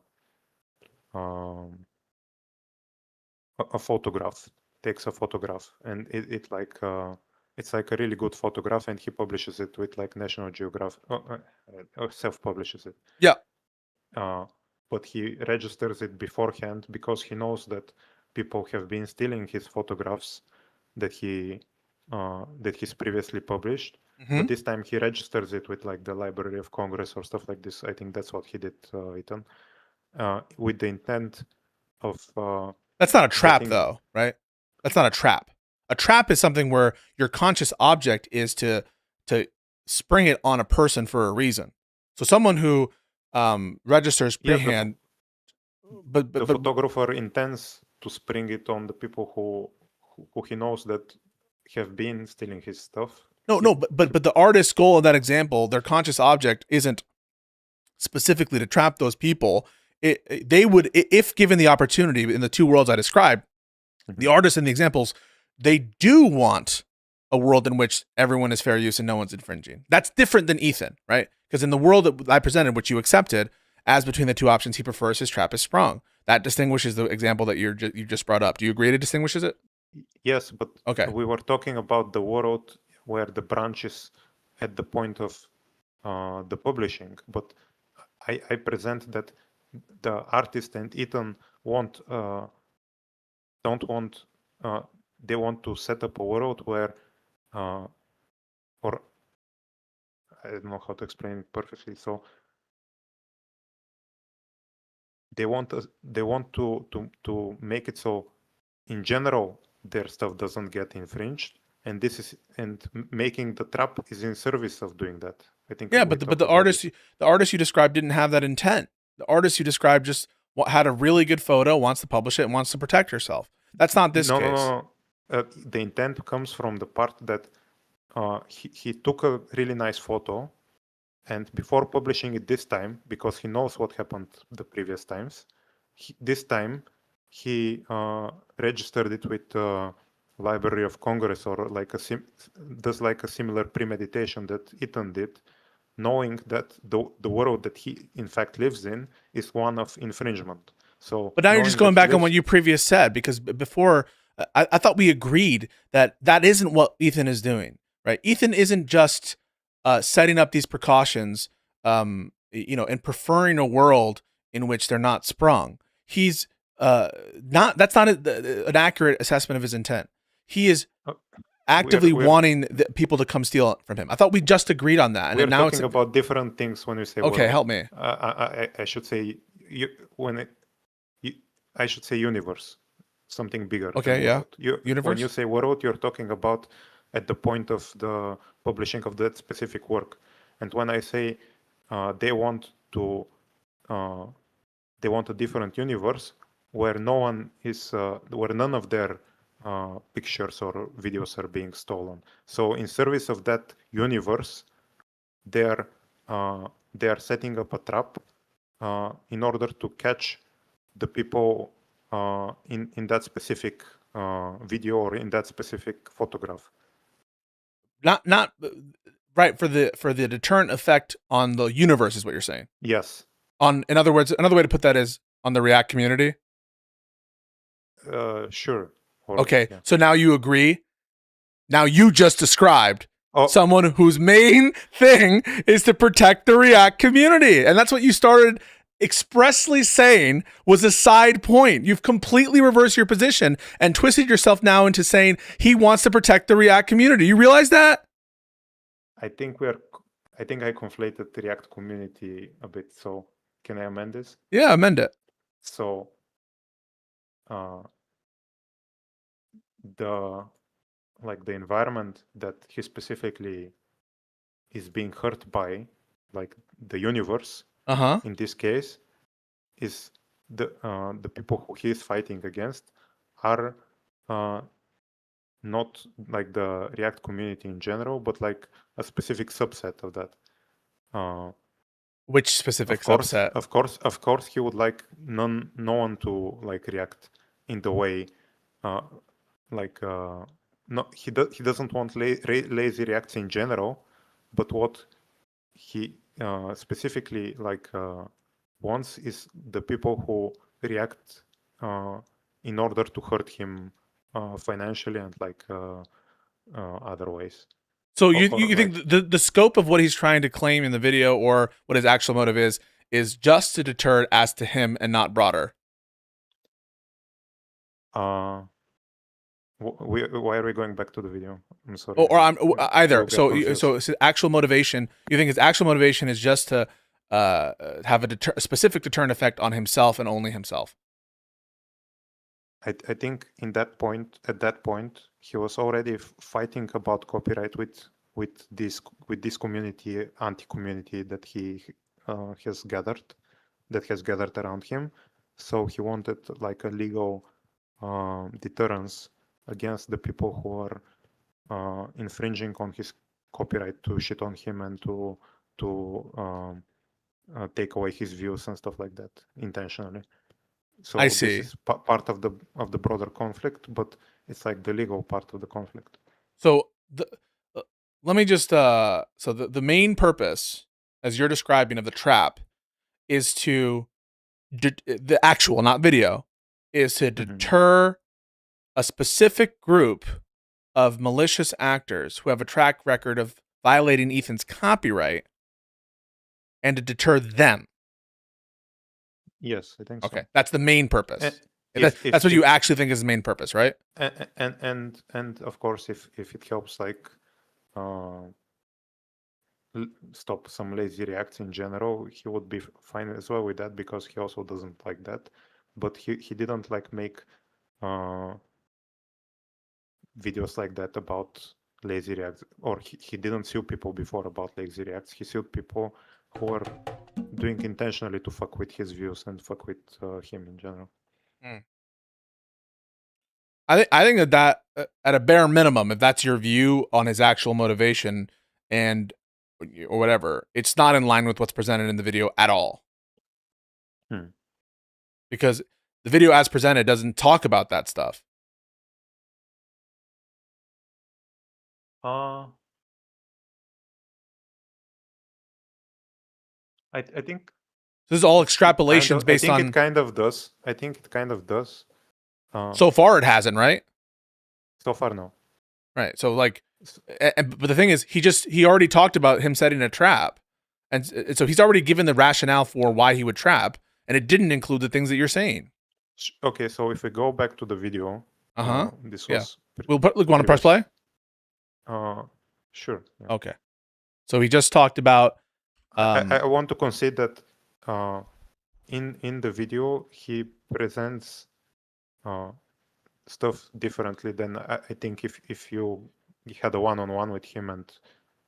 Yeah, but in virtue of what do you think you're right? I mean, I think you're inventing a tortured set of motivations that have. There's no reason to believe it. Like, what is the reason to believe this? Because it's not here, right? It's not in the video. It's not like, where is this? Oh, well, in previous videos and like in his podcast, he's covered like the incidents where people have been infringing on his copyright and intentionally to take away views, and he's talked about like going in litigation about this. Okay. I knew they it's would. Not something I'm totally making up. Sorry. Okay, so you're saying he complained about copyright infringement before, and that he would potentially be suing people for it. Yeah. It's not that I wanted these people to steal my video. It's that I knew they would. I knew they would watch the entire video, add little to no commentary, react to it instantly, giving them no time to form an opinion. The trap was set, and it worked even better than I imagined it would. So he says the trap worked even better than I imagined it would. And I want you to tell me, after he says why, the basis of it, how it will fit with what you just said. All right? So just to be clear. So he just said the trap worked perfectly. So now he's characterizing the trap. And in line with what you just said, I want you to explain how his description of the trap working perfectly aligns with your motivations, A. Or B, you could just say it doesn't and it's a lie. So let's just see how he describes his trap working perfectly, all right? Form an opinion. The trap was set, and it worked even better than I imagined it would. We captured pretty much every large streamer reacting to it in its entirety immediately after it was published. Now, the thing is... So what is the condition that Ethan describes that made the trap successful? Excuse me? Yeah, so Ethan says the trap worked better than he could have expected, right? I think he's getting to that part now. Well, no, he just said. What did he say? He already just said it. It worked even better than giving them no time to form an opinion. The trap was set, and it worked even better than I imagined it would. We captured pretty much every large streamer reacting to it in its entirety immediately after it was published. Okay. So what is the thing? What is I don't think that's the part that he means it worked better than we expected. So you don't think that him saying we caught almost everyone reacting into it in its entirety, that he just said that randomly and that doesn't relate to the thing he said before, which is the trap worked better than we could have expected? No, I think you're catching him mid-sentence and that he will explain like why, what kind of reaction he wants to go against. No? Okay, we will, but I just want to say you're fucked no matter what, because if it relates only to the stated intentional malice part of it, then he's stating that he couldn't have expected that, and therefore his representation is that he didn't expect it. And if it relates to what I'm saying, it is the quote unquote trap, then you're gonna have to explain for that, and it's gonna make just mincemeat of whatever explanation you just gave that we talked about. So I'm just telling you, either way, you're completely and totally fucked. Okay, But we can watch it. we Yeah, finish a 100%. paragraph? Yeah. Sorry, No worries. it's hard to Trap follow was this set, one. and it worked even better than I imagined it would. We captured pretty much every large streamer reacting to it in its entirety immediately after it was published. Now, the thing is, there were a few people that went above and beyond to commit copyright infringement. For example, Denim sits here silently with nearly 50,000 live viewers. That's 30 times her regular viewership. She's working directly with the Snark subreddit moderators to siphon views, and their intentions couldn't be clearer. Here's an excerpt from a stickied post Can from you the pause? Snark. Okay, so now you're going to answer, in virtue of what did the trap work better than we could have expected? I think in virtue of what? Sorry, can you? In virtue of state it what, as more? Ethan describes, in virtue of I what? don't understand virtue of Oh, what.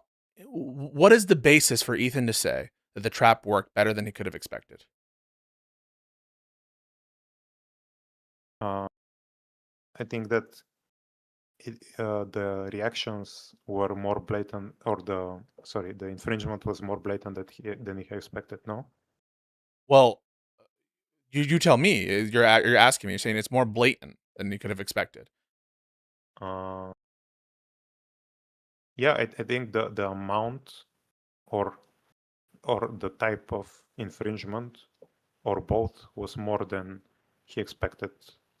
Because they were working in coordination with the Snark subreddits and stated their intention to siphon views, or because a bunch of big streamers watched it, which, if any, or if something else, if you think it's not either of those. I think it's the working together and then saying that on stream that they were doing it intentionally. Okay, so by your own lights, can I explain wait, I know, I just want to say it, and then you Okay, can sorry. explain. By your own lights, he didn't expect that, right? The amount and the No, quality. the working in coordination with the Snark and the stated intentional malice. Therefore, he didn't expect that. That particular scenario, no, he didn't expect it. Okay, so then it's not the basis for setting the trap. But I think he So the trap can't relate to that, right? The trap can't relate to that. If he didn't expect, so that wasn't the purpose of the trap. If he didn't expect it, right? Okay, can his expectation be, for instance, that one person or two people like do copyright infringement, but none of the Snark thing or the other thing happens? Yeah, Or like, if that's the expectation, right?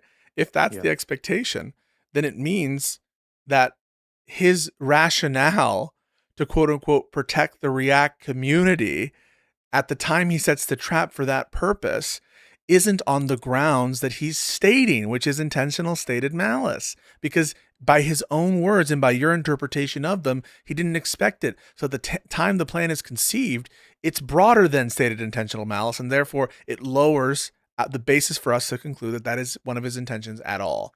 You understand that? Right? It's a problem with the narrative that this is all that XQC isn't malicious. You know, there's a difference. There's a difference between the narrative and the state of mind that we were talking about previously. Well, no. This is bearing on his state. So it's bearing on his actual state of mind. In other words, to say, if we're meant to believe that part, because what people will say to me is, can't he be motivated by both? Right? You've heard this. Couldn't both be a motivation? You've heard it. Mm-hmm. Okay. One thing that lowers the chance that the copyright reason is one of the reasons is if he never had that belief at all, right? If he doesn't have that belief, then it's almost circular, right? And lowering that probability would be if there's inconsistency in the copyright rationale. And there is an inconsistency, and lo and behold, there's an inconsistency. What's the inconsistency? That what he emerges as quote unquote the copyright rationale isn't what he begins with, because what he begins with couldn't include it, and he couldn't have expected what he ends with. And given the fact that there's an inconsistency in the shape and form of the copyright rationale, we should credit it much less. You understand me? Yes. Okay. Can I Yes. think for 1 second?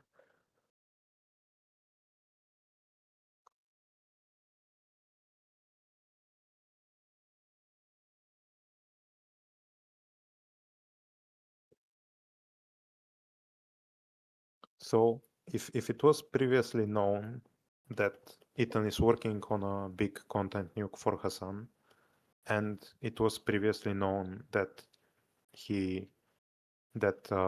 this Star community and related streamers were intending to act in this way, does that not increase the chance that it would have been part of the consideration previously? So you're saying if it's the case that people did this kind of thing before, on this kind of line before, does that increase the probability that that's actually his rationale? Yes, or his state of mind as of making the video. Yeah, I think all else equal, if there's that trap. all else equal, if there's a pattern of this, I think it increased the likelihood that that actually, like, the existence of that occurring increases the possibility that it's his state of mind. I don't deny that. That's me being fair, by the way. I'm happy to make that concession. But and I think I've been fair as well. I don't know. I think I appreciate that. But I just don't think that, like, with respect to this trap, right? The trap was for specific people and for certain malicious actors. And those malicious actors, at the time that they were defined as the people whom the trap is targeting, he couldn't have predicted they would do those kinds of statements at that time.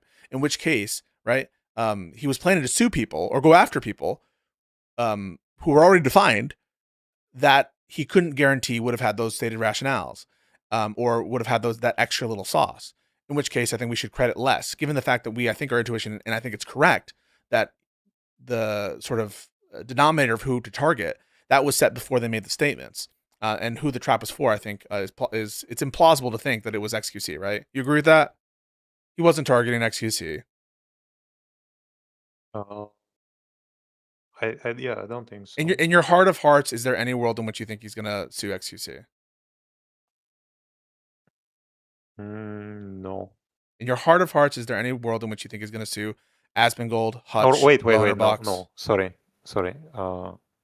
I think he would sue XQC if XQC, along with those people, said that he was doing it to fuck with his views. Don't they say that? Channel. I don't think XQC has XQC admits to doing this. He admits to not caring about, like, copyright law and stuff like this, but I don't think he says, I will steal Ethan's views to hurt him. I mean, he. Okay, that's can Ethan. I ask you a question? That's Ethan's interpretation of what he does. Okay, can I ask you a question? Yeah. If we have the same world we had, but the only difference is that XQC said the same stuff as he's not suing him. He sues the other guys, and he doesn't sue XQC. You're saying if, or what do you think he would do? I don't think that he would. Yeah, I don't think he would sue XQC. No. Would he still sue the other guys? Yes, the ones who infringed. Yes, because it's a pretext, right? That's necessitated on my view. My whole view is this stated intentional malice thing is complete dog shit, and you shouldn't believe it, and you're naive if you believe it. That's my view. And so obviously, I think that if they had infringed, he would have found some other bullshit. What would he? Yeah, he'd have to come up with something else. He'd have to come up with some other bullshit. Because he couldn't have relied on that, right? He wanted to go after these people. Yeah, I mean, yes, he wouldn't be able to rely on it, but I think that's the reason why he's suing them and not someone else. But then can we continue?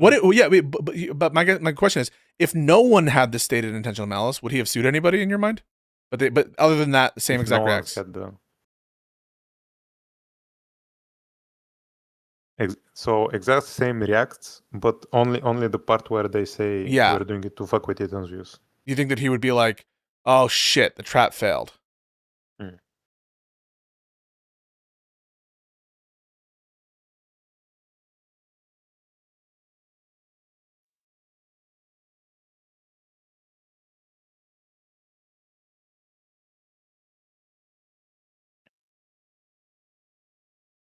I'm not really sure, actually. I think it's quite clear, because he couldn't have planned for it. And when he says, I couldn't have done it better than I expected, right? That no one could expect it to be this stupid. He's signaling that he would have sued anyway, right? Because if he couldn't have expected, then you can't say that was part of his plan, right? Okay, sure. Yeah, I agree. Sure.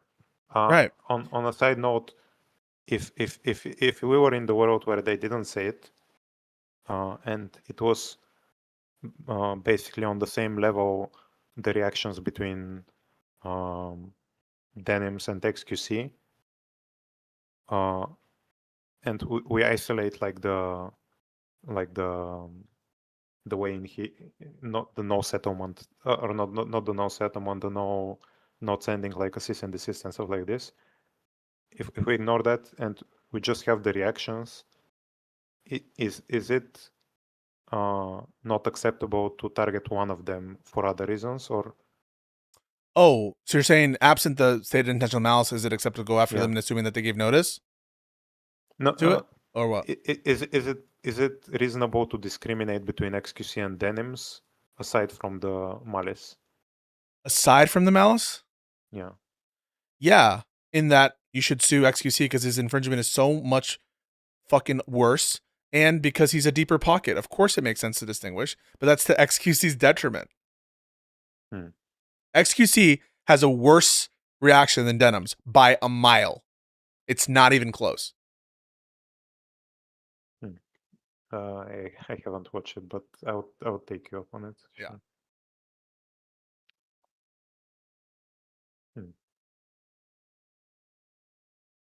Oh, aside from like the monetary aspect, is it like right? That's another problem, right? Or because your contention would be that it's not then it wouldn't be the reason for suing right. them. You have to So you have to assume that it's not money. It's not, and Ethan will say this. Ethan will he's about to say it's not about money. And why don't we play it so we can talk, we can look at what he says, because he says it's not about the money. So if money's off the table as a possible motivator, it makes it more narrow, and it really does focus it on, right, money is not the object. The object must be therefore not just to vindicate your own personal rights, but to do something broader to establish a precedent. And that's why when someone tells me this is a minor point about the React community, I think that they literally have one IQ, or they just are confused or something, or they're lying, because no reasonable person, in my opinion, no one who's a learned person who's watching this and actually paying attention could come to the conclusion that it's a minor point. It's so throughout the video, it's so blatant as the main thing that I really can't handle when people say it that it's minor. But we'll press play, let it play for a little bit. Subreddit. Hey everyone, we've seen a lot of comments about wanting to watch the nuke without showing support for H3. Here's a list of creators who've supported our sub, either by engaging with us directly or citing our post in their critique of H3. Here they're offering these streamers as market substitutes for my work. This is the cardinal sin of copyright infringement. The Snark subreddit has been a frequent and persistent Also, he's just wrong about the intentionality being the cardinal sin of copyright, and people will often say he doesn't present this as a legal thing that matters, and he does. Infringer. That's how I knew when this video came out, the Snarkers were going to encourage, promote, and push streamers to commit copyright infringement. I should thank the Snarkers, actually. Because of their predictability, they acted like double agents for us, incriminating their favorite streamers and serving them up on a golden platter. So, thank you, Snark. So, now get this, right? The Snarkers, they're acting as double agents to find the infringers, right? So, how he's presenting the Snarkers are they are pushing people to infringe, not to have stated intentional malice. So notice that distinction. And we'll press play.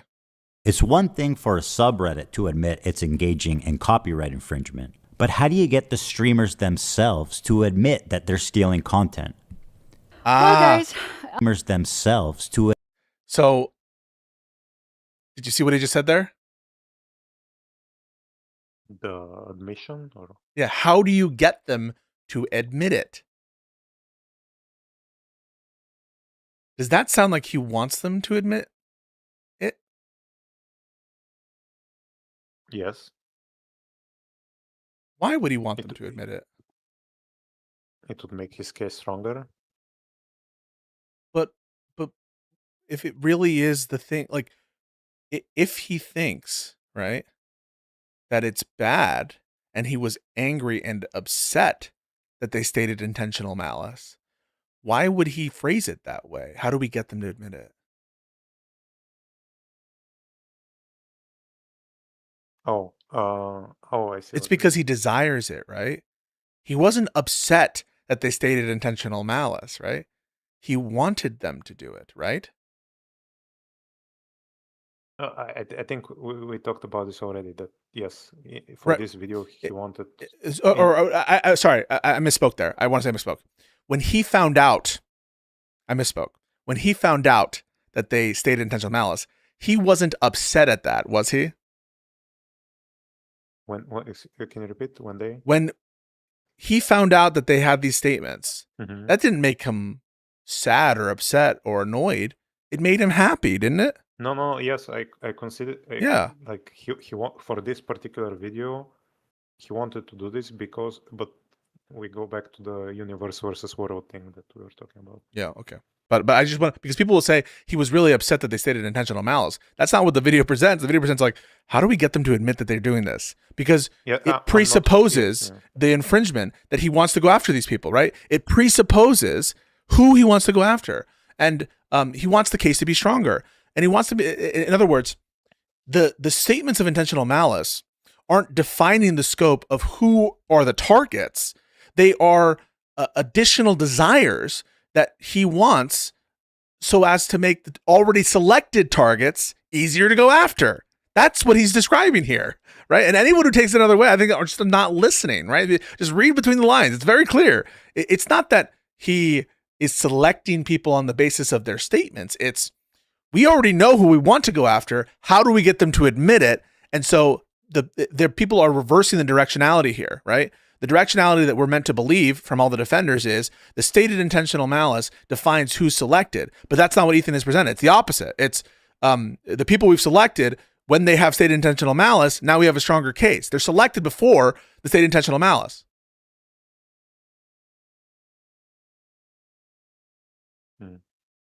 Press play. Admit that they're stealing content. Well, guys, if you enjoyed not giving any views to that terrible video, follow, subscribe, throw a prime if you like the content, if you enjoyed your time here. It turns out they just do it for you. You couldn't cook up a more... They do it for you. Is he presenting that as something positive that's happening? Of course he is, right? I'm beating a dead horse here now, as this entire discussion is beating a dead horse, but he's happy about this. And he's happy about it because it's desirable. It gives him this pretext, and so he's not upset by it, right? That is, and so many people miss that, you know? Incriminating statement if you tried. Denim's the queen of self-owning. You prevail again. There's one thing about copyright you should know is that you got to register it before you publish to be eligible for statutory damages and attorney's fees, which is the main biting force of a copyright infringement lawsuit. Well, I'm Doobie said, I heard you did something extremely stupid, disagreed with me earlier. I haven't seen the whole thing yet, but I'm going to assume your disagreement lacks both substance and intellectual rigor. Yeah, I would love to talk to you about it because I think you do not do well here, and I really, really hate what you did, and I suspect you might be disingenuous there, and I don't like the devil's advocate thing if that's what you're doing. But yeah, I can't talk about it today because I'm finishing this conversation, but we can talk about it like tomorrow or some other day you're available this week because I think it was a horrible show and I gave you an F. All right, pressing play. So he's saying the main bite here are statutory damages and fee shifting provisions on attorney's fees. Now, the bite here is with respect to, it has to be with respect to something, right? It has to be with respect to either deterrence or getting money, right? So like, it's either, the attorney's fees and statutory fees only matter to him to the extent that he's punishing, and by which he's either punishing them specifically because he hates them or because he wants to deter them, or it matters to him because he wants to make money, right? Yeah, it's not about money. Right. So it's only one of those things. So that gives us additional support for the notion that this isn't about money, therefore. And the statutory and fee shifting point that he's making here, the reason why he cares about it is specifically because he wants to punish or deter. He wants a deterrence, yes. Okay, yeah. Happy to tell you guys now, I, Ethan Klein, have registered Hassan Piker Content Nuke with the United States Library of Congress. Some of you guys out there sweating. Even though theoretically I could sue a lot more creators and rake in millions of dollars, but the purpose of this is not financial gain. People like XQC and Asmongold may have watched the entire thing, but I would never sue them just for doing that. I would never sue them for doing that, for watching the entirety of the video without any transformative nature whatsoever. What do you mean? He just said it. Well, Asmongold, if you notice, Asmongold did rake in millions. Didn't what? He says watched in entirety. You can watch something in entirety and no, but transform it. XQC didn't do that, as a matter of fact. Sure, but in this particular example, he gives XQC and Asmongold. One of them did transform, the other didn't. And what he says, he's saying that just watching the video is not enough for him to go after them. Even if you don't, even if you do nothing, right? Even if all you do is watch it, right? Even if all you do is watch it. Not in this sentence. No. But that's the clear message here, right? The clear message is if you do something like what XQC did, I would never sue you over it, right?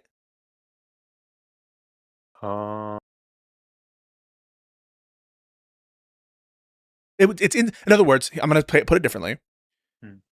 If you react the way XQC did, I would never sue you over that. It's insufficient. There's some other thing that needs to be there before I would sue you, right? Yes. Okay. So that I think is a clear message. In which case, you got a problem. Another problem. If he wouldn't have sued in the circumstance in which he's describing of XQC, and if he couldn't have expected these individuals to state their intentional malice, then what the fuck was he trapping?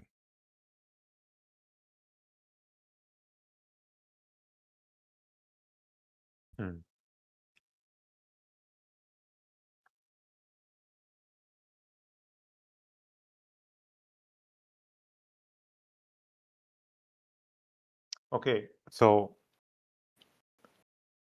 how about this? So, if you have like the history, and okay, you expect that. Okay, so he doesn't expect them to say it outright, right? That was your right, thing, and I probably agree. For the most part, I think that he expected, like, at least for the snark people, to say they were doing it to fuck with his views. But let's say he didn't expect for streamers, or at least three streamers, to do it. If he knows beforehand that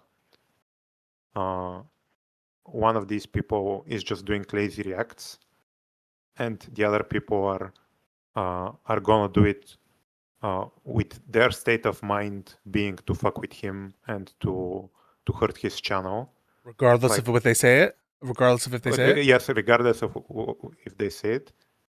Like XQC's reason for watching the video and doing lazy react isn't to hurt Ethan's views. It's to watch a video and maybe make content. But their objective is to fuck with Ethan and then maybe make content. And regardless of whether they say it, right? Regardless of whether they say it. Okay. Without saying it. Two humongous problems with that. The first humongous problem with that is, before this conversation, he characterizes XQC of having that intention of siphoning. He calls it intentional siphoning, trying to take views. That's what he characterized XQC as. So if you can reach that condition without having stated it, then you have the problem of it doesn't distinguish anything, because then it's XQC. And then number two, if you can achieve that rationale with this is a humongous problem. If you can achieve that rationale without stating it, then everyone's fucking lying, because everyone is saying it's stated intentional malice. That's been this whole fucking cope the entire time, and what you've just described is a kind of state of mind, regardless of whether they say it or not. So the like the intentional stated malice. Do you think it matters or not? Yeah. So it was a lie. In other words, it's a lie to say that that is what's actually motivating things here. That's my position, DRT, and that's everyone's giving me shit for that. But we just arrived there together, and everyone has been saying he's trying to get in with tankies, he's trying to, but it's so obvious. We arrived there together. It's beautiful. Obviously that follows, but I've been getting all the shit in the world for it, for what's so clear. Okay, and okay, what about unstated malicious intent? Unstated malicious intent. Can that be unobjective? It could be, like but no, it could be, but then XQC would not be distinguished, and he's trying to distinguish XQC as a malicious actor explicitly. Well, no, because okay. That is to say, he thinks that XQC is not malicious. I'll have to qualify it further. So yeah, unstated intentional malicious intent or whatever. So XQC. Unstated stated intentional. Sorry, what did you say? I just want to make sure I got that. Oh, unstated intended malicious got it. effect or something like that. So XQC, no, I understand that.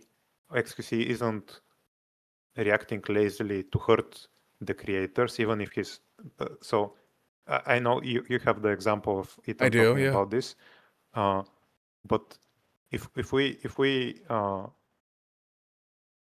do you think it's likely that Ethan distinguishes if you set him down and task him yes between the intentions of Denims and the intentions of XQC in regards to copyright? No, that's not. So I do think that he has a difference of opinion with respect to their intent. There obviously is a distinction between the two. I would never deny that. I would always grant that.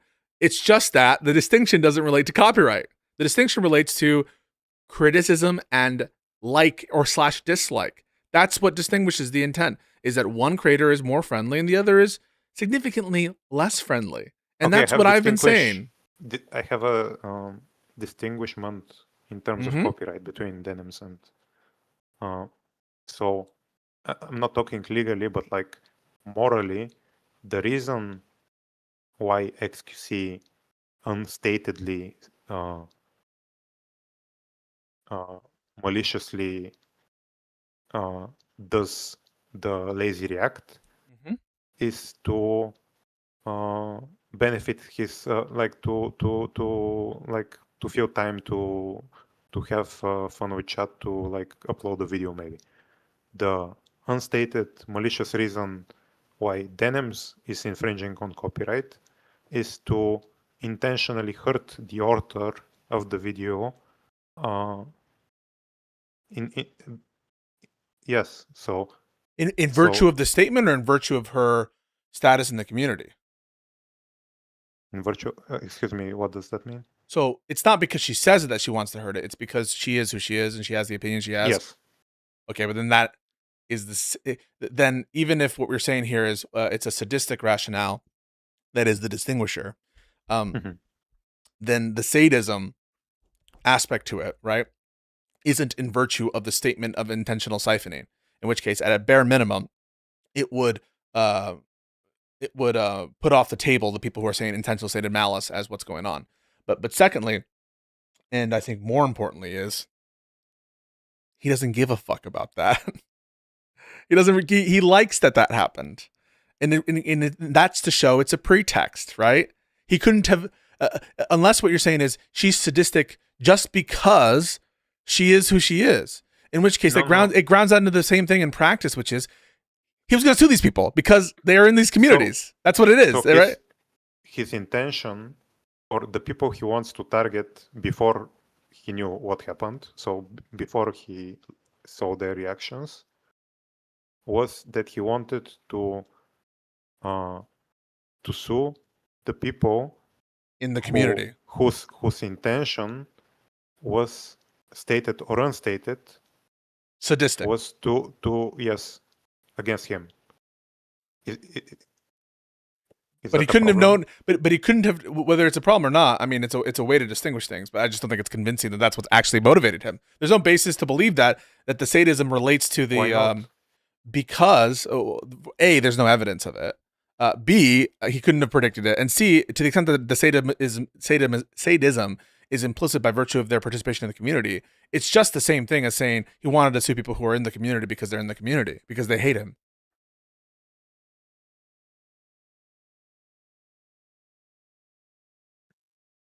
Let me think. Yeah.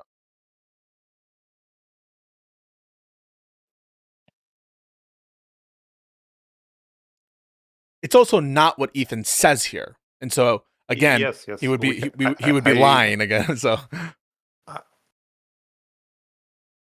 with videos, it's I don't know. You can characterize it as lying, sure. It's a different narrative that he's crafting, sure. But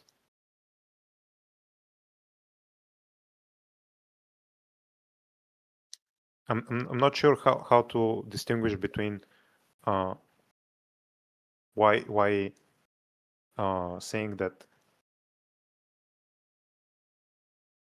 the reason they are hurting him, or the reason they are infringing on his copyright is to hurt him, is not a valid basis for selecting them, rather than people who are not doing it to hurt him intentionally. you're saying, how can I say that's not a valid reason to sue one versus the other, right? Yes. Okay. So here one is because of the evidence problem is I don't actually think that's motivating him. I don't think, and it's not coherent with his rationale. But here's the other thing, right? Because the stated intention to hurt, unstated, or sorry, the unstated intention to hurt, that sadistic aspect of it, it's not a monetary problem. And so once you take the monetary thing off the table, right, then all you have left is because they want to attack him, not because they want to deprive him of money, because he doesn't care about that. And they that's not what's going. Like, Ethan isn't upset that they're intentionally stealing from him in that sense. Ethan is upset that they're going after him and part of a community that attacks him. That's what he's upset about. And so it's all becoming the same thing. They're merging. In other words, the rationale of sadism, once you strip it of its infringing aspects, which are the money deprivations, because that doesn't matter to Ethan, it's starting to merge with the real reason, and it's getting closer to correct, but you're framing it in the wrong way, which is it's because she's part of a community that dislikes and hates Ethan, and that's the sadism of it, which isn't based in a grounded view of the deprivation of property, but on the disposition of denims, which is my whole perspective.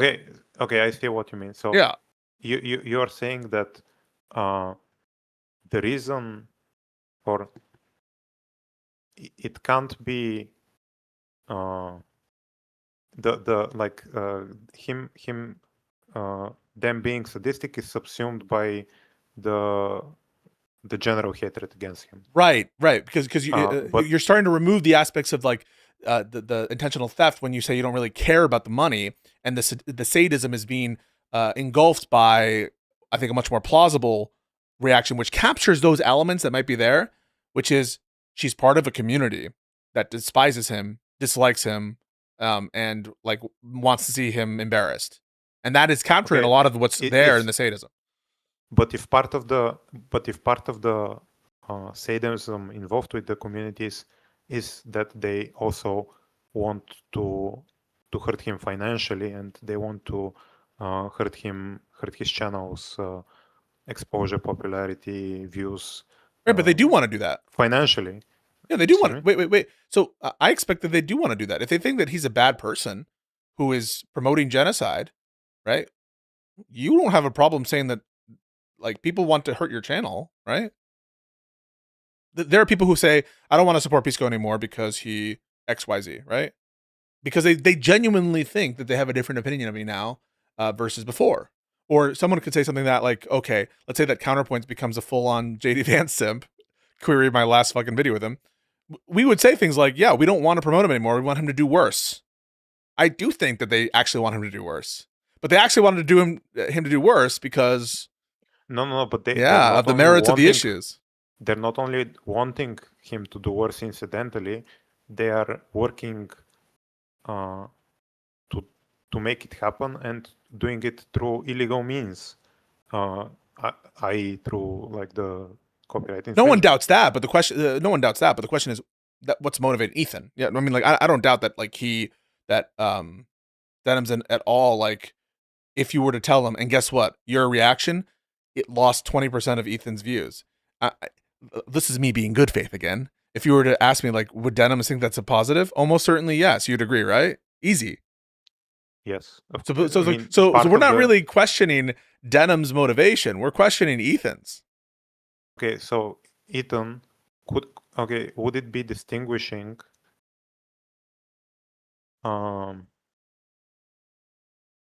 if someone outside of that community was lazy reacting in order to hurt Ethan, not because he's like a snarker pro-Palestine, but he gets enjoyment from stealing other people's content. Yeah, he wouldn't have sued. Oh, he wouldn't have sued. No way. Even if it's like that guy's. Yeah, no. So what you're describing is the kind of person, and this, by the way, unlike other people, and I appreciate you because you do answer hypotheticals, and so I like this conversation more than the conversation with Hutch because I felt like Hutch didn't like hypotheticals, and I'm willing to say it. So the kind of person that you're describing right now is a person who they don't have this kind of political vendetta against Ethan. They just love stealing shit and making people suffer, right? Mm-hmm. They just have this. They're like the Joker of infringement, and they want people to be deprived. So you have the perfect sadist in that sense. They get enjoyment out of it. And this person infringes against Ethan and says, yes, I will fuck with Ethan on purpose and steal his money. No shot, no world in which he sues this person, okay?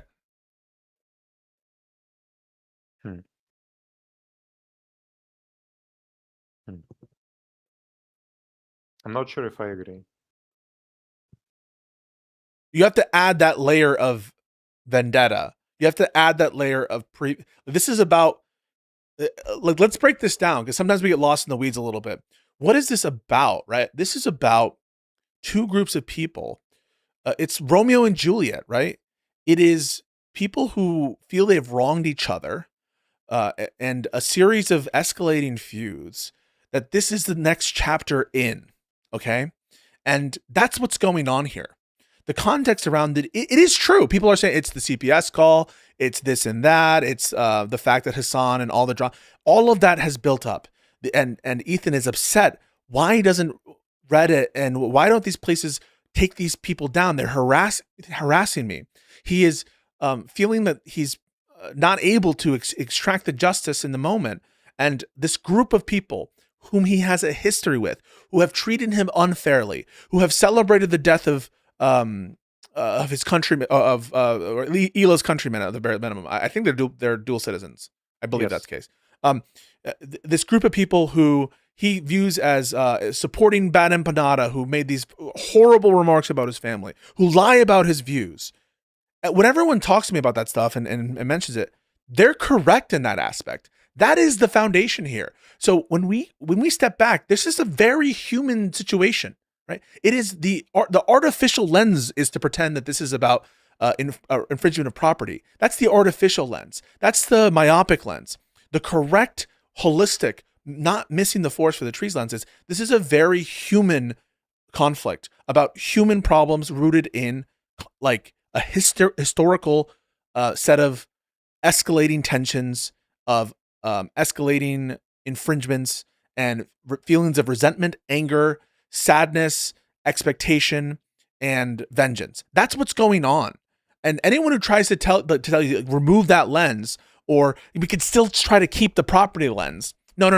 The property lens, the copyright lens, that is a tool in this next chapter of this broader conflict, of this broader back and forth of human beings. And that's not what's moving things here. What's moving things here is the conflict of communities and personalities. So when you have that view on it, everything and all these inconsistencies with the video that we're kind of picking apart, the rationale provided here starts to fall apart too. And then you get a bigger picture here that we don't need this additional rationale, and it actually makes things it gives less explanatory power to our our vision of it. I think that's the things are intertwined. I agree, but I also think that if there was like individuals who are fucking with Ethan's property outside of the like the drama. Yeah. It's dismissive even to call it drama at this point. It's like a feud. It's like a big deal. It's not like it's things have escalated. And they've not de-escalated. They've escalated. Yeah, to like a really big degree. Yeah. So even like outside of this, if someone was fucking with Ethan just on property basis, but it was like a continual thing, or like it was, if it was like a pattern of behavior, I think he would still go after. If it was a material effect on a similar way, yeah, no, way, he would still go after them. I'm not saying that he would never care about a property infringement. Like, of course he would. There are times in which, like, a material effect on his wealth, I'm sure he would enforce that right. I'm just saying that's not what's motivating this, because what's motivating this doesn't have. He says this is not about money.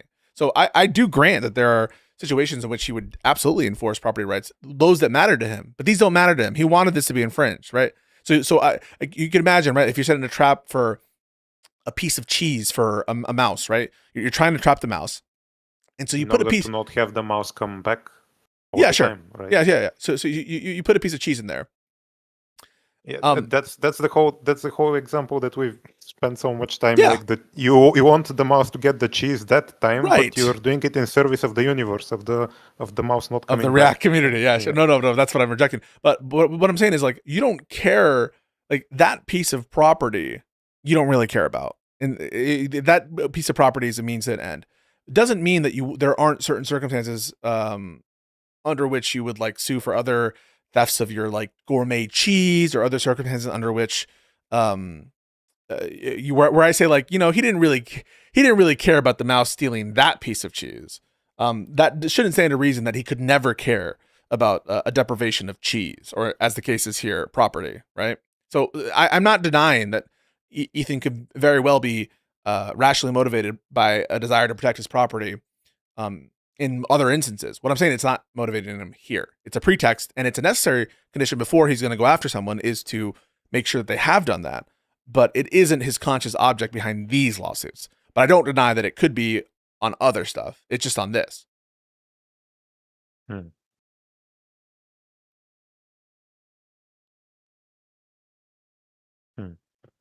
And if someone does it, I don't know if we covered this example. If someone,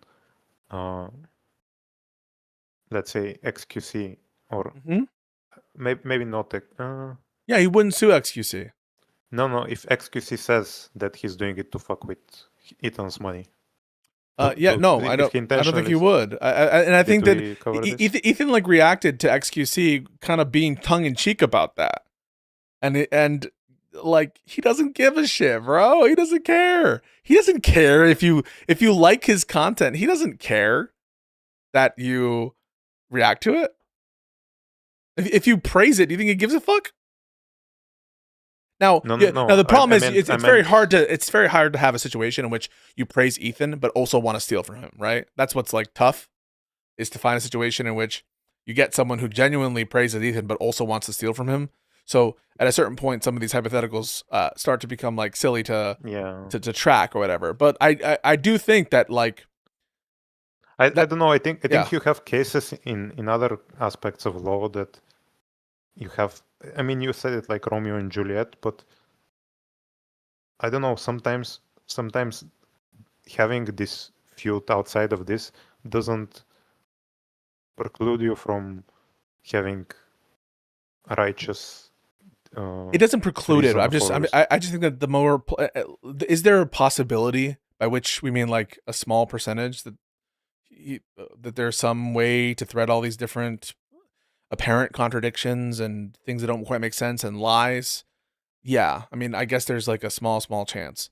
What I'm saying is the human Montagues, Capulets, whatever you want to say, the Slytherins versus Gryffindor, like this is, I think, additional evidence about what's going on. And I think in their heart of hearts, the people who are defending Ethan don't deny it because that's what they bring up to justify it. And I would rather have that conversation in the sense of, let's just get to brass tacks regarding, put aside the copyright bullshit. Let's not pretend that. Just grant it to me. And let's say, notwithstanding that, is it justified to bring the lawsuit in this way or against these people for that reason? And once you do that, then we can start actually having a conversation about all the real evidence that people want to bring to bear. Namely, all the Skull stuff, CPS, Israel stuff, Hassan stuff. That's what people want to talk about. And we're not able to get to what the heart of it is because we have to run to this song and dance about copyright infringement and it being the motivation.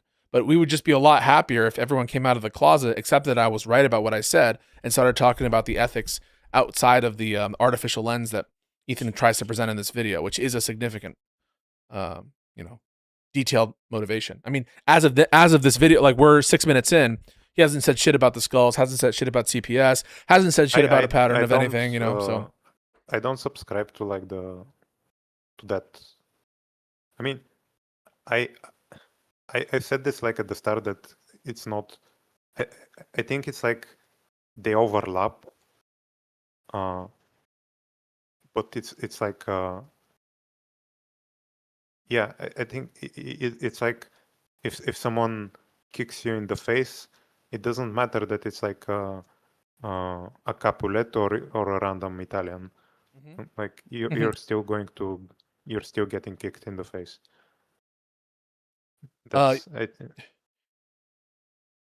Yeah, I can imagine something that's, but the thing is, the infringement isn't a kick in the face because he doesn't care about it. He wants it, right?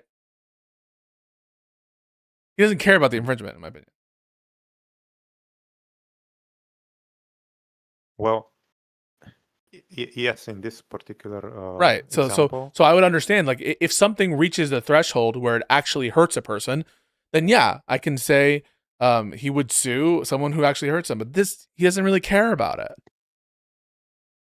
It's to the contrary. He likes it because provoking a conflict is the whole point. The fact that it's a trap should indicate it. Most normal people don't want to get kicked in the face. Unless it's like have you ever seen House of Cards season 1? He like provokes a guy into punching him so that he can like get some deal on some legislation or whatever that's going through. Yeah. Grease the union, whatever. And so there are cases when that could happen for the greater good or whatever. But normally, people don't want to get kicked in the face. He wanted to get kicked in the face. And so it doesn't make sense to view it in those terms. Because I would agree that if he was hurt by the thing itself, then he would have a basis to sue other people. But of course, that's my point, right? My point is he's not being kicked in the face because if he thought he was being kicked in the face, he would sue XQC because XQC is taking a fucking huge ass spiked boot and punching him in the face. Okay, I think it's more accurate to say that the circle of people he wants to hurt, the circle of people he wants to bite on the mousetrap, coincides with the circle of people who hate him politically and personally. Coincides not randomly. Coincides determines. It's not random, but it's also I don't think it's exclusive. So I think it need not be in this sense of the logical possibility, but I think the best evidence suggests that it is exclusive of the copyright infringement rationale. It's like, yes, because the people who hate you personally and politically are the people who are most likely to want to hurt you financially as well. So when you're setting a trap for a financial or like a property dispute, if you're gonna catch people, you're most likely to catch that mouse or those mice. But you might catch, I think if he caught a mice from another house, he would consider that as well. I'm not as determined as you are about him not going after anyone else if the circumstances were different. I see your point, and I'm not saying it's impossible that he would have ignored anyone who was as egregious as them. But yeah, that's okay. I think Okay, that's I understand where that. we can leave it. So let's summarize though, just real quick. You agree he's lying about the protection rationale. He doesn't really think this is going to protect the content community from Disney and Sony. We don't have to go through that, right? That just isn't true, and he knows it's not true. No, yeah, no. Okay, so I do you ascribe malice when you say lie? what do you mean by malice? Because I would say because when I hear lie, yeah. I think at least for me, it's like something that. No, I don't think that lies are inherently malicious. No. Yeah. Yes. I think he start like the start of the video, and like at one point in the video where he mentions the companies. That the mention of the companies is the small part. I agree that the start of the video was about ReactGate. That those two things are in part to like soften the narrative and to take it away from like the specific case of the proverbial Romeo and Juliet. Got it. But I still think that like. And he's omitting that, right? That's a material omission in the video. If that is part of his rationale, which most people seem to assume it is, then he's omitting it. Yes, he's omitting that the people who are most likely to fall under his standard of suing will be the people who also hate him the most.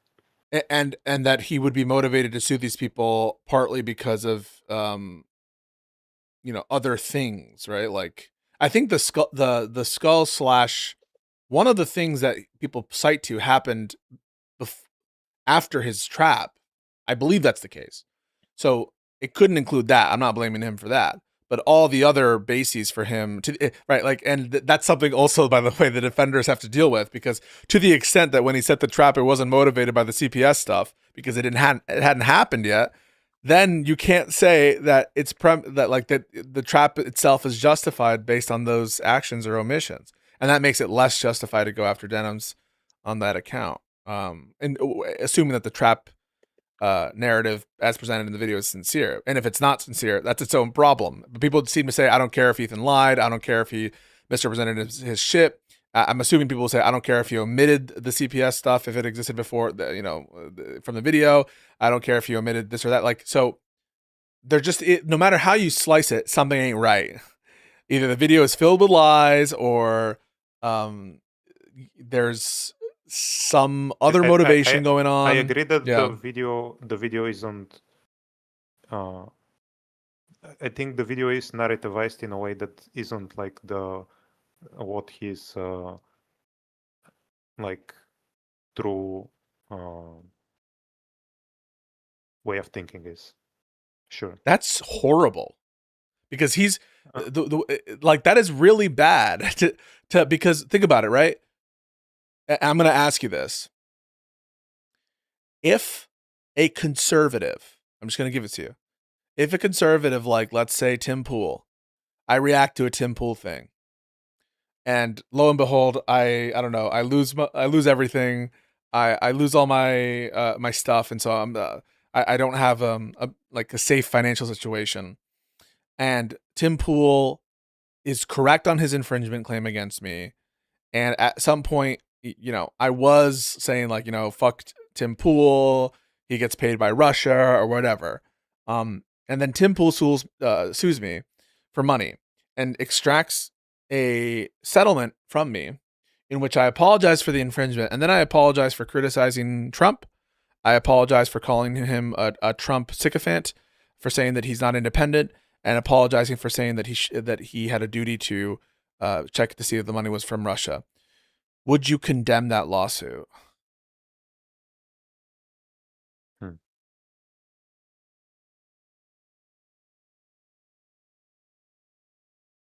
Would you say fuck around and find out, Pisco? No, I wouldn't say that. I would. You would say, this is what I think you would say, and this is what I would hope you would say.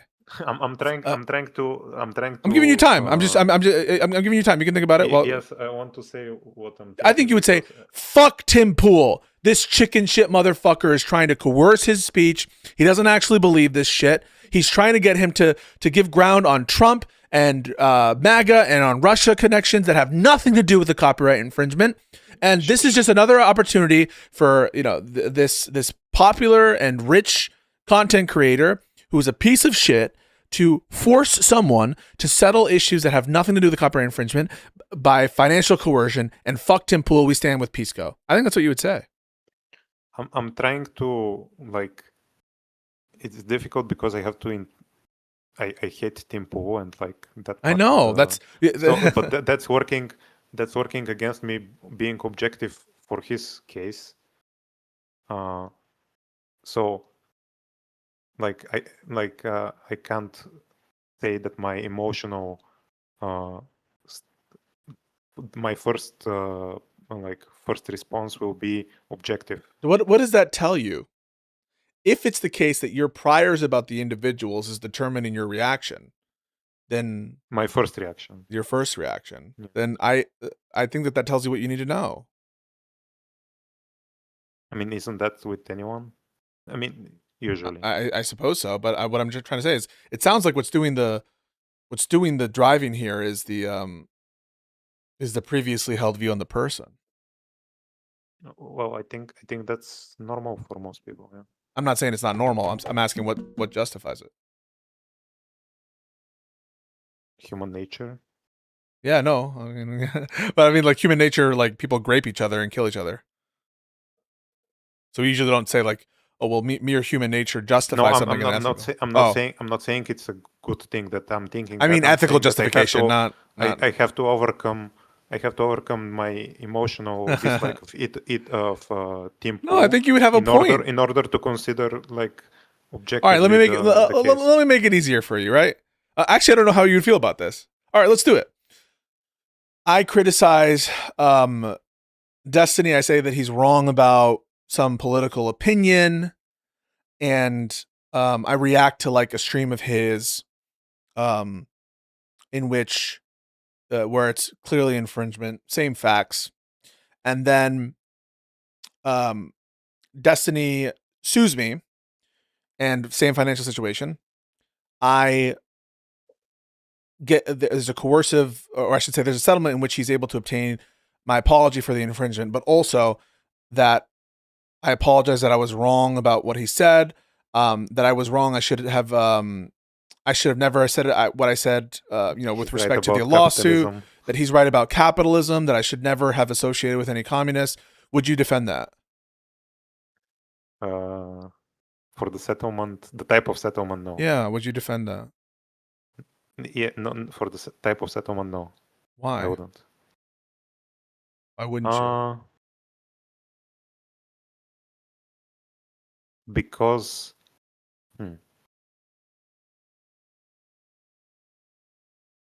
it's unrelated to like the infringement. Yeah, because we have this prior that we think that these issues, to the extent that they're not wrapped up in the legal issue, which is testable in the courts, ought to be resolved in the court of public opinion, and we feel that it's wrong. There's something about our intuition, something about our respect for the marketplace of free ideas compels us to feel icky about it. It doesn't feel right that we're resolving these issues on collateral matters unrelated to the nature of the suit, and we find it distasteful. And that intuition is very clear when it's people we're more sympathetic to, but it goes away when it's Denims and Casey Tron. And I blame myself because I didn't see that clearly at the start when I was skeptical, but not sufficiently skeptical of what was going on. I was too myopic. But now I see it, and when I see it, and I think when I think about it in other contexts, we would condemn that, and we would think that that's icky and wrong. I think like I have more issue with the type of settlement.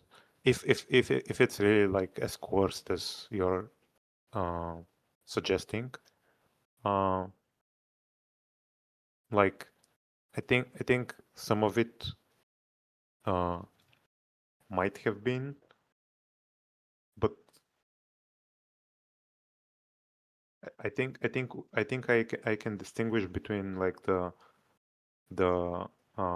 validity of the settlement and the type of settlement and like the merits of the case. Okay, so let's deal with the settlement and then the case. As to the settlement, are you happy with the settlement and what was extracted as an apology? Not all of it. Okay. Do you think part of what the apology was, you don't like it, by which you mean it was wrong, right? Yeah, I think it was like stupid and not good to involve like unrelated stuff. So when the lefties say, "Why did you make her apologize to Asmongold? Why did you do?" They're right, you know? Like that's just something we both agree on. And like I know that that's tough to agree with the other side on shit. And trust me, fuck, but they're right. They're right about that. And now you could say apologies for the infringement. I wouldn't if I wasn't rolling my eyes at the whole copyright rationale, maybe we're more okay with that, but because I think that's a pretext, I think the whole thing is fucking stupid. And so that's coloring the motivation for why someone would try to do that settlement is coloring my expectation of the motive and purpose of the whole lawsuit, and that's why I extend it maybe further than you do. Okay, but on the other hand, and I will appeal to you, like as someone who probably knows more about this, but like, is it so out of the norm that people, when they settle and they ask for an apology, how, like, I don't know how out of the ordinary is that the apology is not genuine, or the subject matter of the apology doesn't squarely follow the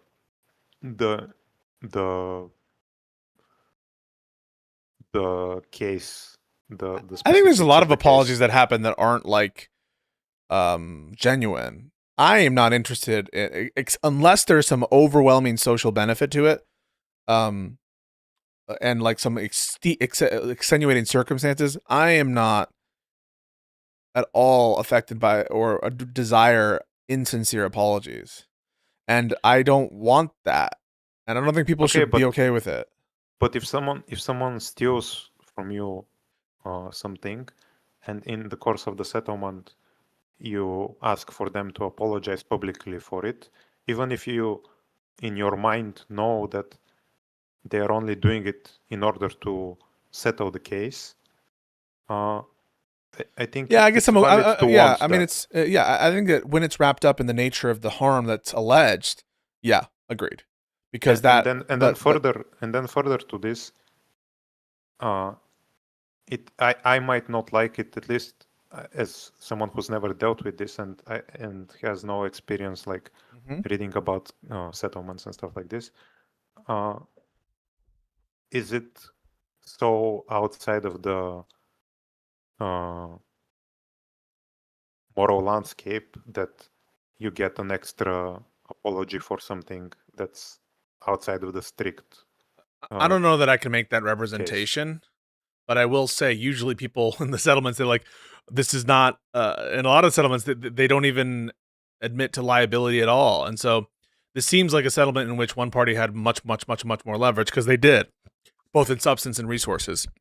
So I'm not here to represent that it's normal or abnormal. I'm just saying what I prefer. Well, and as I say, on the surface, or as someone who's never dealt with this, my first reaction is to say that the things that are outside of the infringement and outside of the facts of the case. I stopped sharing it because I'm gonna bring Grip in after this. Sure. So my first instinct is to say that the things that were outside of the facts of the case that she apologized for, I don't support. But as I say, I'm not married to that position because like it's something that I've never considered. Take your time. If you feel that you want to back away from that or whatever, I mean, I certainly don't want you to just like commit yourself fully. I don't have a problem with you changing your mind. And listen, this has been, I think, one of the better conversations that we've had on it. And I find that oftentimes it's people who like really don't want to engage. I did find that you were incredibly willing to engage, and I really appreciate that, man. I mean, like the standard is very low, and I do appreciate your frankness and honesty. Yeah, sure. I apologize if I took too much of your time. It's late, and I'm getting a bit tired as well. It's like 4 a.m. here. Oh shit. Well, so, I hope you get some sleep. I hope everything's good. I listen, if you have any other questions or we want to talk again, doors always open, man. Sure. Have a good rest of your night. Thank you, man. Hey, happy holidays. Merry Christmas. You too. Bye. Later.